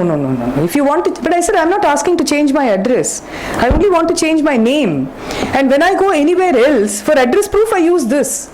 So why? Nahi, madam, isme change karna hai to aapko aur ek address proof lana padega. They know they have a rubbish database. Okay, let's just face it, they know it. So the imagination and the purpose and the kind of step to what it is. Honestly, now I'm fully kite flying. I didn't intend to do it. I was telling you I'll never say it in public, but I'm saying it now. That I won't be surprised if in 2 years, 3 years, 4 years, this becomes, kind of runs itself to the ground. And once they found something else. This two-factor authentication is the first step where they are moving away from the UID database and moving into something else. Because it's a question of what they want for what they are doing. About privatizing public data. And using it as, it's never forget that we are customers. That's the... Yeah. Ma'am, one question. Actually, see, we have so far resisted taking this card, but practically it is becoming more and more difficult to actually survive without this Aadhaar whatever number. So is there any hope, a practical question, that this will anytime be rolled back, or since there is a very open contempt of court that is happening, court will intervene. I don't know why they are not intervening. So what is the position of that court case, and can you just throw some light on that? Yeah, see, there's one thing about courts. Courts are overcrowded, their docket is exploding. They have, and right now the court is busy defending itself, its own. So they are very busy with that. If they have to hear this matter over that, then they must hear our voices. It's only when they see that there is discontent among a people and something is going wrong that they're going to pick it up. Otherwise, it's a case like any other. What is happening with all of it? First, when the project started in 2009, I had a call from this incredible, juristic constitutional lawyer called Kandabiran. He's just brilliant. He has simple, pithy statements which suddenly make the constitution make sense. Like he'll say, the journey from being a slave to becoming a subject, and from being a subject to becoming a citizen is very hard. And don't think because you've acquired some elements of citizenship, you can take it for granted. You have to keep fighting hard to retain citizenship. So, and then, you read your constitution differently when you do that. He called up one day and he said, what on earth are you people doing? And I said, I don't know. No point in writing and all that. If they will not listen, then you need to do civil disobedience. Now, civil disobedience can't be done by one person at a time. It has to be done by a people. And so long as we treat this, see, the great thing about this project for the project people is that it makes an individual out of each of us and takes community out. So each of us experiences it like it is what is happening to me, what is happening to you, what is happening to you. It's like it individuates. And that's what in the PDS system too, that's what it's done. When rations wouldn't come into the shop, when there wasn't enough, when there would be, bad rations, whatever, the whole community would get together and raise questions. Today, you will get, I will not get, tomorrow my fingerprint may work. You've completely broken the community down, and that's their politics. If we have to defeat that politics, then we have to constitute a community, Because the one thing that, to my civil liberties mind, is that when a state or any such entity with economic power begins to bully me into submission, there is something wrong with it. Then I should not submit, because if I submit, then I'm submitting more than merely my fingerprints. Ma'am, for an adult, on what basis can we deactivate your number? You had spoken about deactivating. I can hypothesize, but I must tell you that they have not said why they may deactivate. They've just kept the power with themselves. They've said offer any other reason. It's an extraordinary power that they've kept with themselves. think of its political implications too. It has serious implications politically. How long will we be able to hold out against getting an Aadhaar card? If it's a money bill now, and you say it's so pervasive and the number is to be seeded everywhere, how long can we not get it? This is why I was saying, it's a question of what we want and how far we are willing to go for it. If we just see it as, oh my God, it's just enrolling for another card, let me just enroll, and which is what many people have done, then you're not seeing the implications of this project. But if you really recognize what the issue is, then it's for us to get together and do something. And see, as far as the court is concerned, like I was saying before, they need to hear that there is a problem. If they don't hear it, the time that we managed to get, people would keep writing into us as individuals and saying, I saw your article here, what do I do? This is what is happening. And we would tell them, this is the kind of letter you can write. You give your circumstance and then you write it to the court, send a copy to the lawyer so that the lawyer can then take it to the court and do whatever. Now at this stage, and we got a number of things happen. That's how the Election Commission backed off immediately. The day after that hearing, they backed off and said that, there's no question of linking it up. They didn't de-link all those they'd linked up, but they at least didn't pursue the linking. If we want, today, the court is not finding the time to hear it because this is not among their urgent matters, because we've not let them know that it's urgent. So if there is, we have to speak up. As a people, we've become very passive and we talk amongst ourselves, but we don't really raise it as a public issue. You've had spaces like Moneylife, you've had, some of these places where you can bring it, but you have to then make it reach the court, for which the voice has to become louder. And, the easy way is to succumb and become a slave. But Sorry, I just want to say one thing to illustrate how deadly this can be. My parents live in Goa. They are senior citizens in their 80s. Last year, under the Tatkal scheme, my father had to run around for 6 weeks to get their passports renewed. The reason everywhere, you don't have an Aadhaar card, you don't have an Aadhaar card. Now, I feel guilty because I persuaded him not to get it on the very grounds that you have elaborated. So, it looks like it can be very, very... Let me say two things. One is that, yes, it is hard. It's always hard to fight the state. And it's always hard when they are intent upon getting you on to where they want you to be. That's always hard, and we have to figure out. But let me also tell you this, that you enroll for the UID. You think you're going to get all this, that's your entitlement? We know number of people, all these 30% of the households who are not getting their rations, they've enrolled. But they are treated as dead today. And these databases are all connected. So if you get erased from the PDS system as a ghost in the system, it's just one step away, because it's all digitized now, for you to be removed from the pension system, for you to be removed from multiple systems. So if we think that life gets easier, at least in the immediate moment, because we are onto this database, I think you need to rethink it. Tomorrow if your parents do get onto it, and they might get the passport, but a whole host of other things. You're asking me on what basis can you deactivate? They can deactivate on any score at all. So I'm just saying this is not a solution to any problem. There is a problem. Enrolling is not a solution. It can create another set of problems. So both ways, both in terms of, are you just going to succumb or you succumb for the moment because you don't want the elderly to be affected by it. Is it going to help them? It may not. Remember that when they don't want to give and they want to cut down subsidies everywhere, they will ask you to use your fingerprint. For the elderly, the fingerprint doesn't work. So it's not an answer, that's all I'm saying. It's a barrier, whichever way it was intended and set up as a barrier.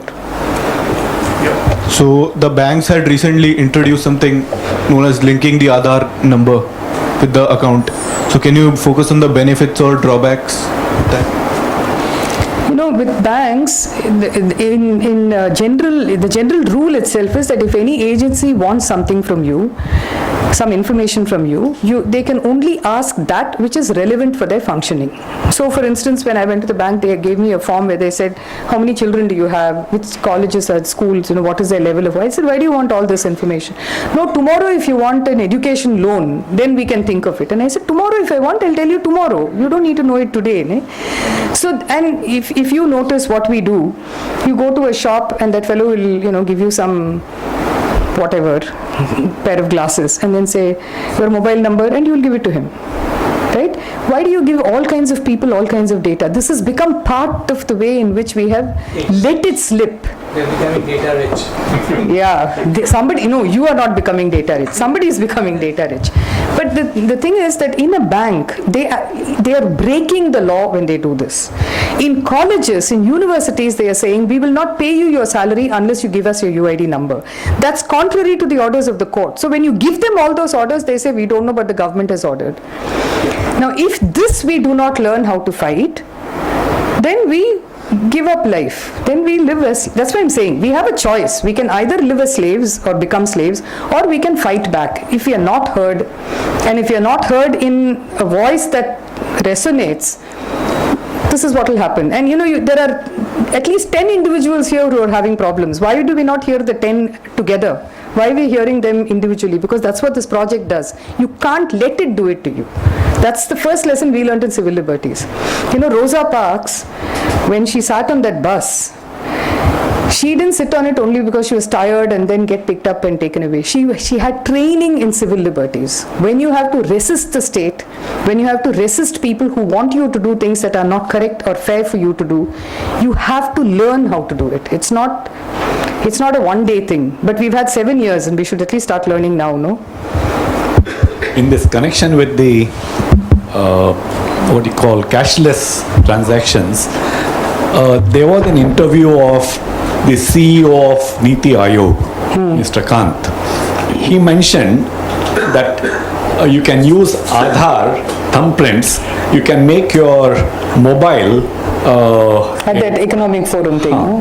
And then you can open an account in 10 minutes.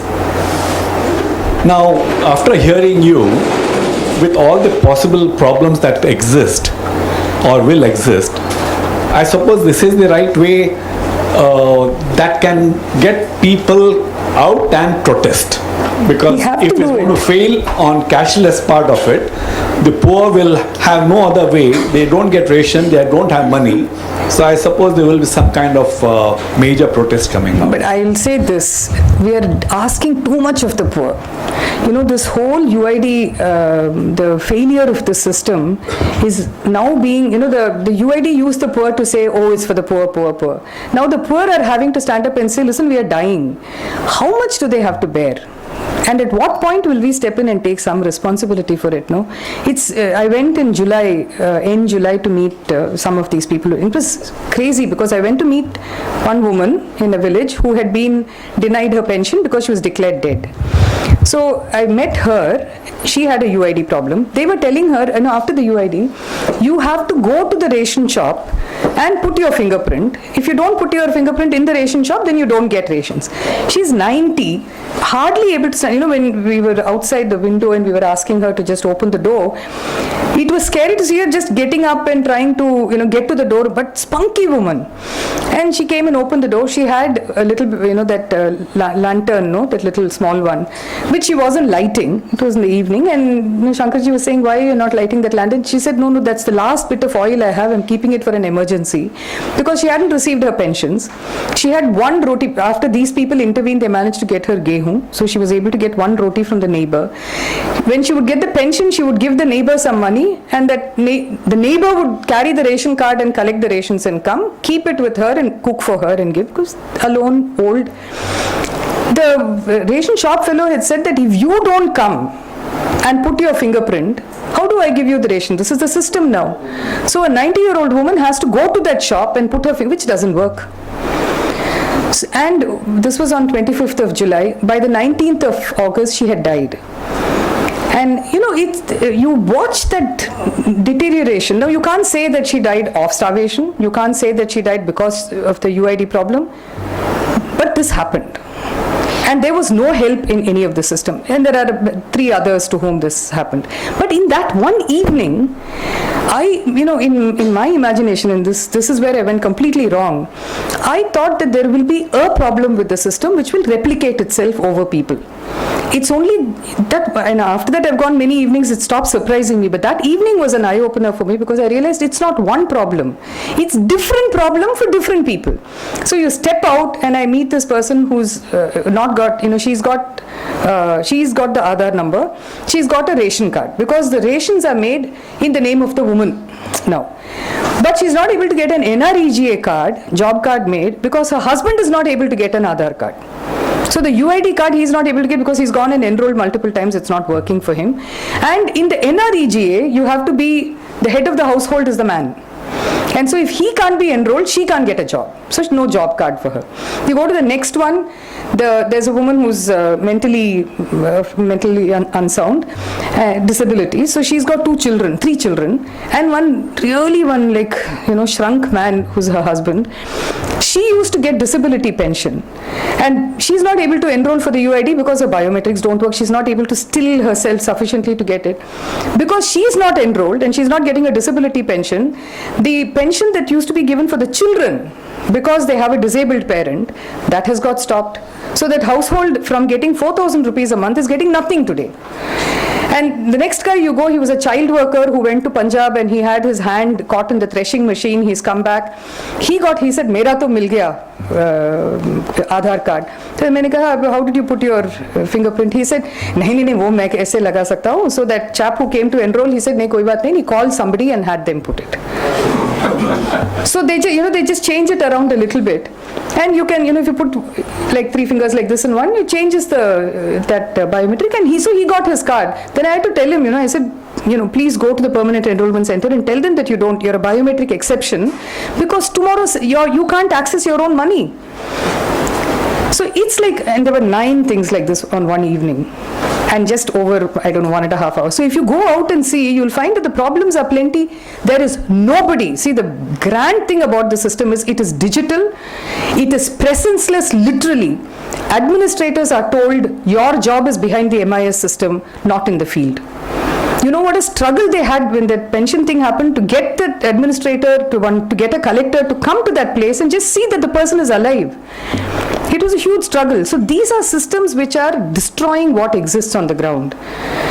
And I mean, unfortunately, I'm not cynical about this, but I'm angry that this is happening because the poor don't count as customers. They are only taking, the only way in which they matter is if you're able to convert it into DBT, put it into their account, and then they can use it. And we have multiple identities, but we are being made to take Aadhaar. Precisely.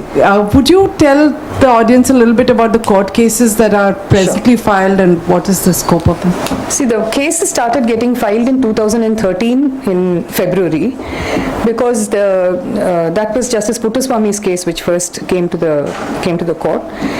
Because till then, the mandatoriness had not begun. So it was end 2012 that they started saying it is mandatory and you won't get this, that and the other without it. So they filed it first. There was no law still. There was, privacy issues, surveillance issues, all manner of issues. So that was the first case. Then in September-October of that year, a number of other people came in. So Aruna Roy and Nikhil, they filed a petition because of the exclusion that it was doing to people, and that was their primary concern. Vikram Krishna and his friends from Bombay had filed a case because of surveillance issues that were involved in it and technological issues. And there are a large number of cases. There was 7-8 cases which came up even then. Anupam's case came a little later, which came on this money laundering and banking and the kind of implications that has, and the Election Commission. So you have a number of these cases that came in, and from September 23rd, it took a little while for the judges to understand why this was a problem. It was quite interesting because in the court they said, all right, we will just say that no one should be denied a service because they don't have an Aadhaar card. And you had these, the government and the UIDI person jumping up and saying, no, don't say anything like that. So the court said, but why? You're telling us that that is voluntary. So why shouldn't we say it? Then they said, no, don't say anything. But the court said, no, this is ridiculous, and they said it. Soon after that, 3 applications were filed, including by the UID. If you read Mr. Nilekani's book, he'll be saying, we never wanted it to be mandatory, but the government just declared it to be mandatory, and the court had to step in to say it should not be mandatory. It's completely untrue, because UID filed an application in the court saying, please allow, it is from 52 or 54 page affidavit, to say why it should be made mandatory. On 26th November 2013, the court rejected that application and said status quo will continue. Since then, there have been 4 further orders, all of which say, in the first, except the last 2, all the others say it should be voluntary, you should change your forms to make it clear that this is voluntary, blah, blah. The last two, they say that you have to advertise saying that enrollment is not mandatory. It's not just that you don't have to give, but even enrolling is not mandatory. So what does the UIDAI do? They collect money from the government on that basis, and they issue these ads saying Aadhaar is the greatest thing that can happen to you in your life, blah blah blah, the whole ad, and then right at the bottom it says enrollment is voluntary. So it's a deliberate distortion. In the meantime, a number of contempt petitions have been filed in the court. Actually, if we were able to get, say, 1,000 contempt petitions of being compelled, being filed in the court will have to hear it. So if we activate ourselves, we can do that while we are doing, the loud, speaking out loudly. So that those cases were heard at different times, and therefore they backed off to a certain extent. See, for the court to just say that a project is bad will take time. They need to hear the full matter. And what the government successfully did was not allow the matter to be heard. And that's another tactic that they used when they said privacy is the big issue, and therefore you have to allow it. You should not be hearing it now. The second kind of cases that are pending in the court is against the law that has come in. So there are 2 sets of cases. One has been filed by Jairam Ramesh, and basically their position is that because he's a Rajya Sabha member, and they had made the Rajya Sabha irrelevant in the passage of this law. So they had said that, and by calling it a money bill, it's not a money bill by any stretch. But you can just say, and under the constitutional provision, it says that if the speaker gives a certificate saying that if there is a dispute, then the speaker will have to certify whether it's a money bill or not. It still has to be done within the parameters of the constitution. It's not like some kind of absolute power. Constitution nowhere gives absolute power to anybody. So to presume that this is that is completely unacceptable. But anyway, that is now that they filed a thing. And Bezawada Wilson and Sudhir Bombatkare have again filed to challenging this money bill. Both cases have been admitted, which means that the court is not rejecting them in the first instance and saying we'll hear it. So this is the Supreme Court, yeah. So these are pending in the court. Like I was saying a while ago, they are only going to hear this matter in any hurry or in the near future if they know that there is huge problem that this is causing among the people. If people don't speak up, then it will come in the regular course. So we've been filing applications for early hearing. If they don't hear that there's a problem, they are not going to entertain these petitions that are coming in. Restricted to only 5 users by the Supreme Court. I think we should make that clear. Yeah. So the Supreme Court on August 11th had said that PDS and LPG, because actually when they came out, the judges said we are going to suspend the notification which set this up. Then the Attorney General stood up and said, oh, poor don't have identity, it will help the poor. So then the court said, so what do you want? Said, we want to use it in PDS. So they said, okay, use it in PDS. Then they said, and LPG, it's helped a lot. So he said, okay, use it in LPG. Then he said, NREJ, the court said, no more, because that will nullify all the kinds of problems that people are bringing here till we resolve all of it.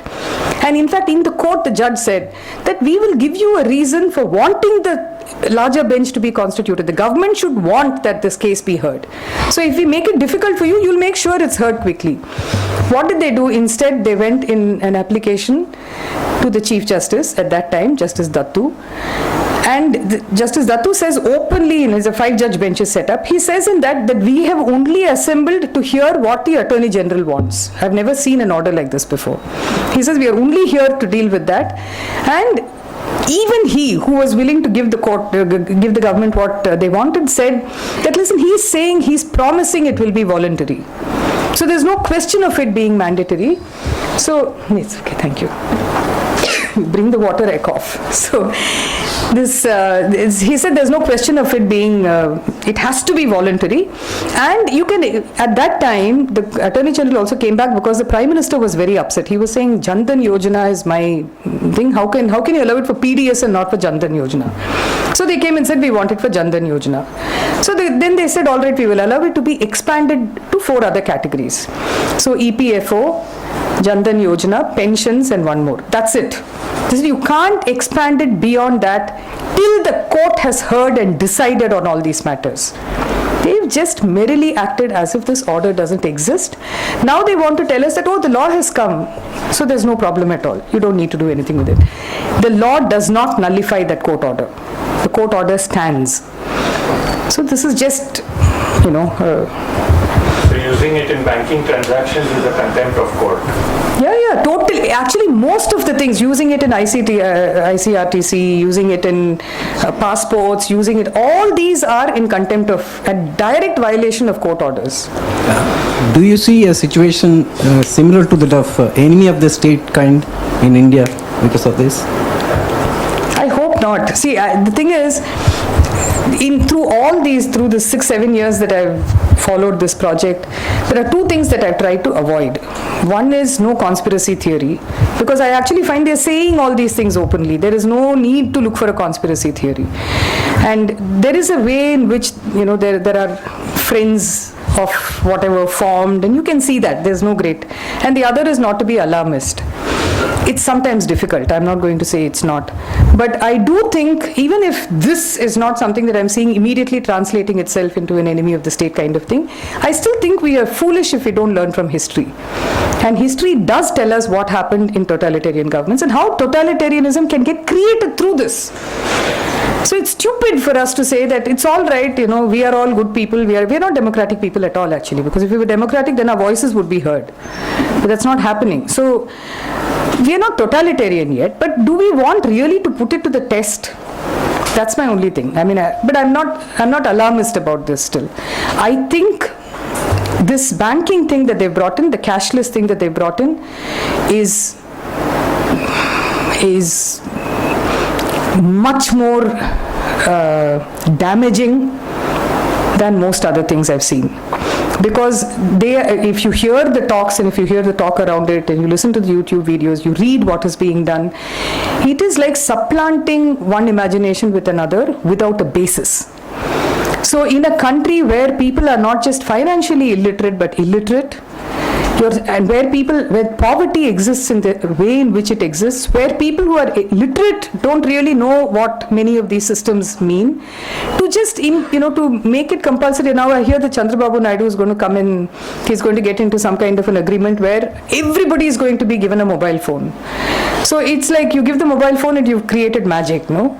So this idea that this is technology and this is where everybody needs to go in a country where people cannot handle it.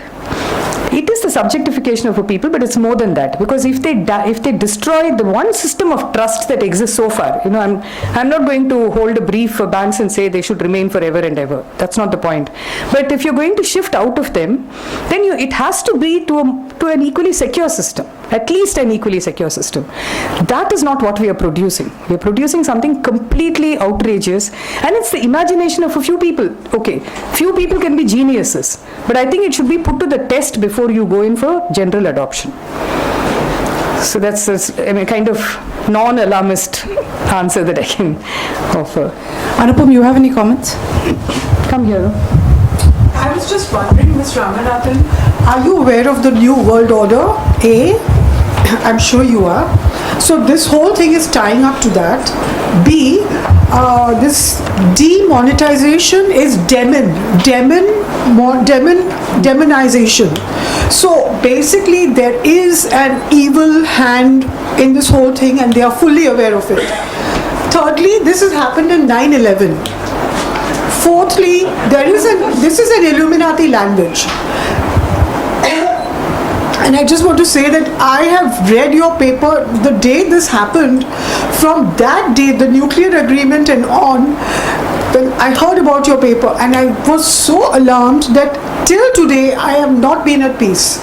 So I just wanted to say that I'm sure that I read you, I hear you completely. That's scary. Yeah, I do. No, I see even I'm more. just kidding. I see even more. Because if you see this movie called Eyes Wide Shut by Stanley Kubrick, you will see that this 2,000 rupee note, the color of the note is exactly what they use, the Freemasons use in sexual rituals. And the Prime Minister, I'm sorry to say this, no, please, they are literally speaking out behind you. The CIA is talking through you. This note is giving a message to the Illuminati the world over by the color of the note. If you see this movie Eyes Wide Shut by Stanley Kubrick, you will see the connection of the color of the note. And this is talking brazenly to your face, knowing that people know and still doing it. What are you going to do about it, kind of a statement. And about the cashless society. Do we have a question? Yeah, no, I just want to just share about the cashless society. It's like, making you, the consequence will be what America is trying to get out of. You spend something that you don't have, and then you work harder, and then you get into debt, and because you're into debt, you end up again spending more. The whole thing is that it's a cycle of making a healthy economy sick. Is what I'm trying to say. More questions, if you don't mind.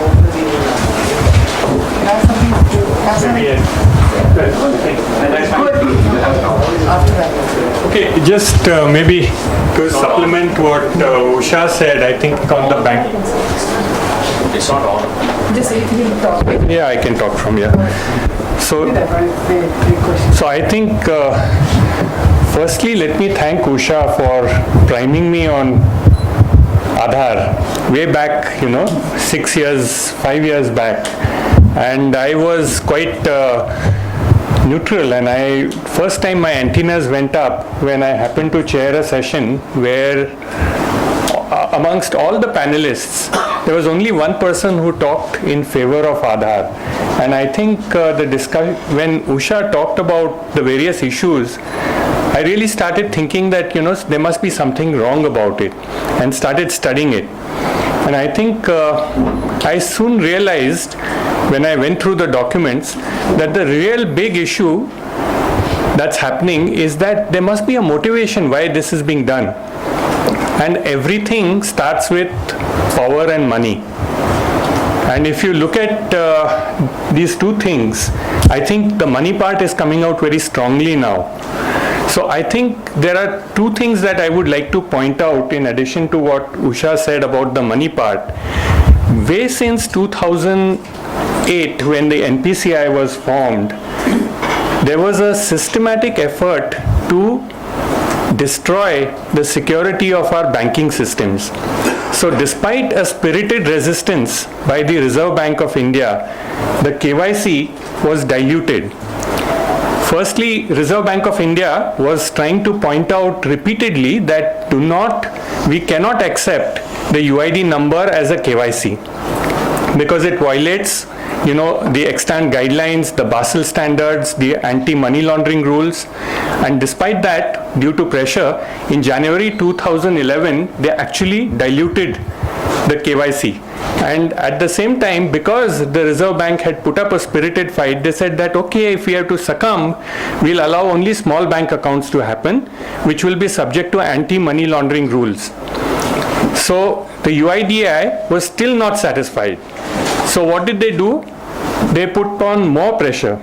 And in September 2011, the Reserve Bank of India had to succumb and say that we suspend these requirements and we now allow regular bank accounts to be opened with just Aadhaar. And additionally, they started pressing for eKYC, which Usha told you about. And eKYC therefore opened up this huge Pandora box of scaling up onboarding of customers. What I think somebody just described as, Amitabh Kant saying that in 10 minutes you can actually sign up for a bank. So that's the utopian vision of technocrats, which is alarming because, this is exactly what the RBI had been resisting. And I think the RBI had cautioned the entire government that this is something that cannot be done because there is no permanent record with the bank anymore about how did this customer come to be.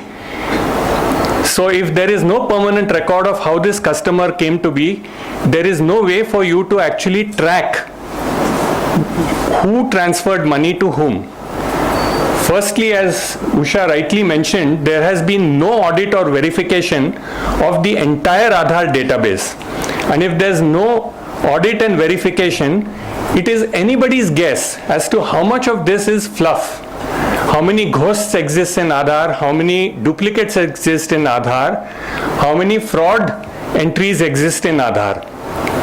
So by simply saying that, using this database for everything in the country and for financial transactions, it's a scary nightmare. It's scary. So I'm not trying to be alarmist, but I think it's stupid to actually combine this.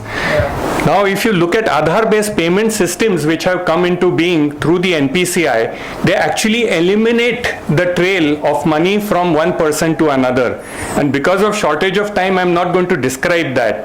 But at some other time, I can actually perhaps talk about how this trail gets destroyed.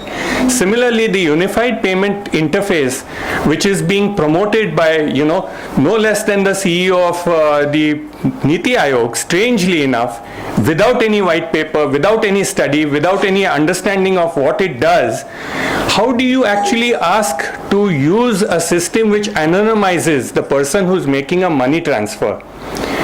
Bankers call anonymized money transfer from one party to another as money laundering. So here we have the CEO of the nation's think tank talking about doing money transfers through a system which anonymizes the receiver and the sender. It's a no-no. It's a no-no. So what for digital? Are we actually we are preventing black money or are we promoting black money? So I think it's very important to recognize that if the nation is against black money and we are all making sacrifices of standing in queues for hours to get, a few hundred rupees from our bank accounts, you can't create digital black money. Because what you are doing through UPI and Aadhaar-based enabled systems is promoting scaling up of black money, digital black money. Black money doesn't only sit in cash, it also sits in the form of bits and bytes. So I think we need to be quite concerned about this fact that right now we have gone past that, what does Malcolm Gladwell call it? Tipping point. So this is the tipping point of Aadhaar. I think this is where it has exposed itself as a fraud on the country. If it were not a fraud, what is the reason for the government of India to promote a private company's payment system and private companies' apps, a non-government private companies' apps? If the government was prepared with a digital plan for India, it should have been an app of the Reserve Bank of India. Why is it not saying that start using NEFT and checkbooks? Start there. If you say that go and use UPI, go and use Aadhaar enabled payment systems belonging to the NPCI, I think it's a shame on our country. So I think it's very important for us to recognize that this is the tipping point for Aadhaar. And if we don't, as Usha rightly said, civil liberties begin with protest. I think if we absolutely sign off all digital banking, absolutely sign off, NPCIs right now, unless we say that, look, This is not done. But you're saying all digital banking or NEFT, RTGS? NEFT, RTGS is fine But because don't do it now. That's all. When they are pushing you, don't. You've done what you've done, and you keep with it. But don't do anything that's being promoted to you now. You know, if I can just say one thing. yeah. It's your floor. No, not that. Chichi, it's no floor. But just this. Why do you say FPCI is also insecure? National Payments Corporation of India has floated the unified payment interface as well as Aadhaar enabled payment systems. Yeah, but I thought that the UPI is quite secure. It basically allows you to create a virtual payment address.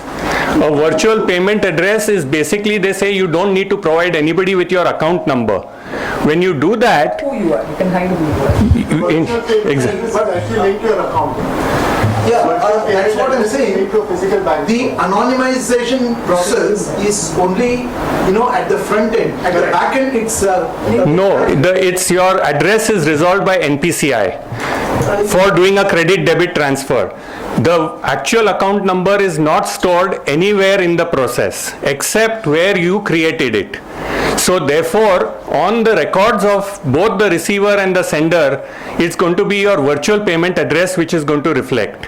And therefore, when you delete or change your virtual payment address or associate a different bank account number, it's going to change. But the trail will go right up to The trail will go only as far as the virtual payment address is concerned. So if the virtual payment address ceases to be or is changed or points to something else, there is going to be no record of the entire transaction. But the transaction is between bank to bank. Correct. The Transaction is between payment system player. bank to bank. No, bank to bank. Bank to bank. From bank to The bank. transaction is between bank to bank. UPI system I'm clear about. Because he's actually explained it before to us. The thing is, what they have asked for in the NPCI is that the money should move from a UID number to a UID number and not from a bank account number to a bank account number. That's the first step, okay? Now if you hear what they are saying that there is, like I said, there's a 180 billion cap, it's going to become a 600 billion cap. Who's going to take this? And the question that's already started being asked is, will the banks be able to even survive this change? Because they are moribund institutions. So it's the same kind of logic that you have elsewhere, where they say that we don't need banks, we don't need ATMs, we don't need physical structures, we don't need a branch. Will the banks be able to change sufficiently? So the only way they can change now is quickly if they bring in innovations, or if they get on with these fintech companies and partner with them, like SBI is doing with Jio now, that you get into a partnership with them, then you might be able to survive. So who is going to be there at the end of the line? Will the banks be there? I don't know, he says. Will it be the NB? That's okay. If they Yeah, survive. so if they're not surviving, that's why I said I'm not standing here to say, oh, banks should last forever. But what are you putting in its place? So if you're saying that money will move from UID number to UID number, or like this from a virtual address to a virtual address, then do you have some kind of an infrastructure in place which without a bank can still secure what is happening? And the reason that this concern comes is also because of the ease with which you can generate UID numbers. See, the reason why I said this is at the back end it's all visible. It's just like the NEFT RTGS system. Okay, NEFT. NPCI is a private company. Yeah, NPCI, I don't know if you recognize, is a non-government private company. Okay, that's a different. It's not regulated by it's not a different issue. Because a government is saying we are not going to use NEFT which belongs to the government, and we are going to use a private company, a non-government private company and its system in order to run the country. So it is privatizing what was public money and a public financial system. And I think that's a very serious thing to do. That's a second issue, valid issue. No, but that's why, see, can I have one last question asked, and then we'll take some of this discussion offline. Yeah? So, sir? I have a very short question. Some countries, Portugal is one of them, issues a passport only for 5 years because biometrics are deemed to have a life of 5 years, whereas the Aadhaar card biometrics are deemed to have a lifelong life. No. In fact, what they say is that see, on the fingerprints, they have not said, I mean, everyone knows that it changes and whatever. They said iris is fine because according to their iris authentication report, what their report says is that iris never changes. Because they found that fingerprints do change. They said iris never changes. So we checked it out because we said it's really strange, and I mean, I'm sure you'll appreciate it because as I was growing older, I said if there's any part of me that doesn't change at all through life, it's interesting to know. But then we found out that there was a report that was done from Notre Dame University by somebody who swears by biometrics, not by someone challenging it, who said that in Notre Dame University, bizarrely, they collect the biometrics of students every year. So he was able to pick up a sample of those students and check them through 3 to 5 years, and found that between 1 and 3 years, the confidence level in the biometrics drops precipitously. So he says in that why it is that it has been said so far in the literature that that iris never changes. He says that's because it has never been tested across time, and since it's only now coming out of the proprietorial domain, it's going to be now that the tests will happen. So what is the source of this genius? It is Wikipedia. Because Wikipedia just picks up. So it's not, this that iris never changes is not, it's not scientifically proved. In fact, it's being disproved. The answer that he gives, he says that doesn't mean that it's not a good biometric. The answer to that is that you keep re-enrolling. So we're going to have a popular, we've become a great, I heard Mr. Modi say recently that this is the last time you'll have to stand in a queue. That's not true. All we'll do is stand in queues. First you'll go give your fingerprint, then you'll give your biometric, then you'll have to go and register your complaint because your money won't come to you, then there'll be one. This is all we're going to be doing if this happens. And then you'll be updating your biometrics. Yes. And then you'll be updating your biometrics. That's all. Some other company will get rich throughout the way.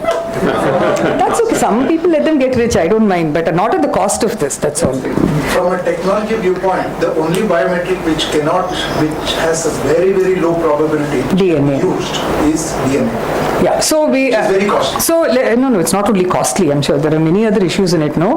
So we had, which is why we had this human DNA profiling bill.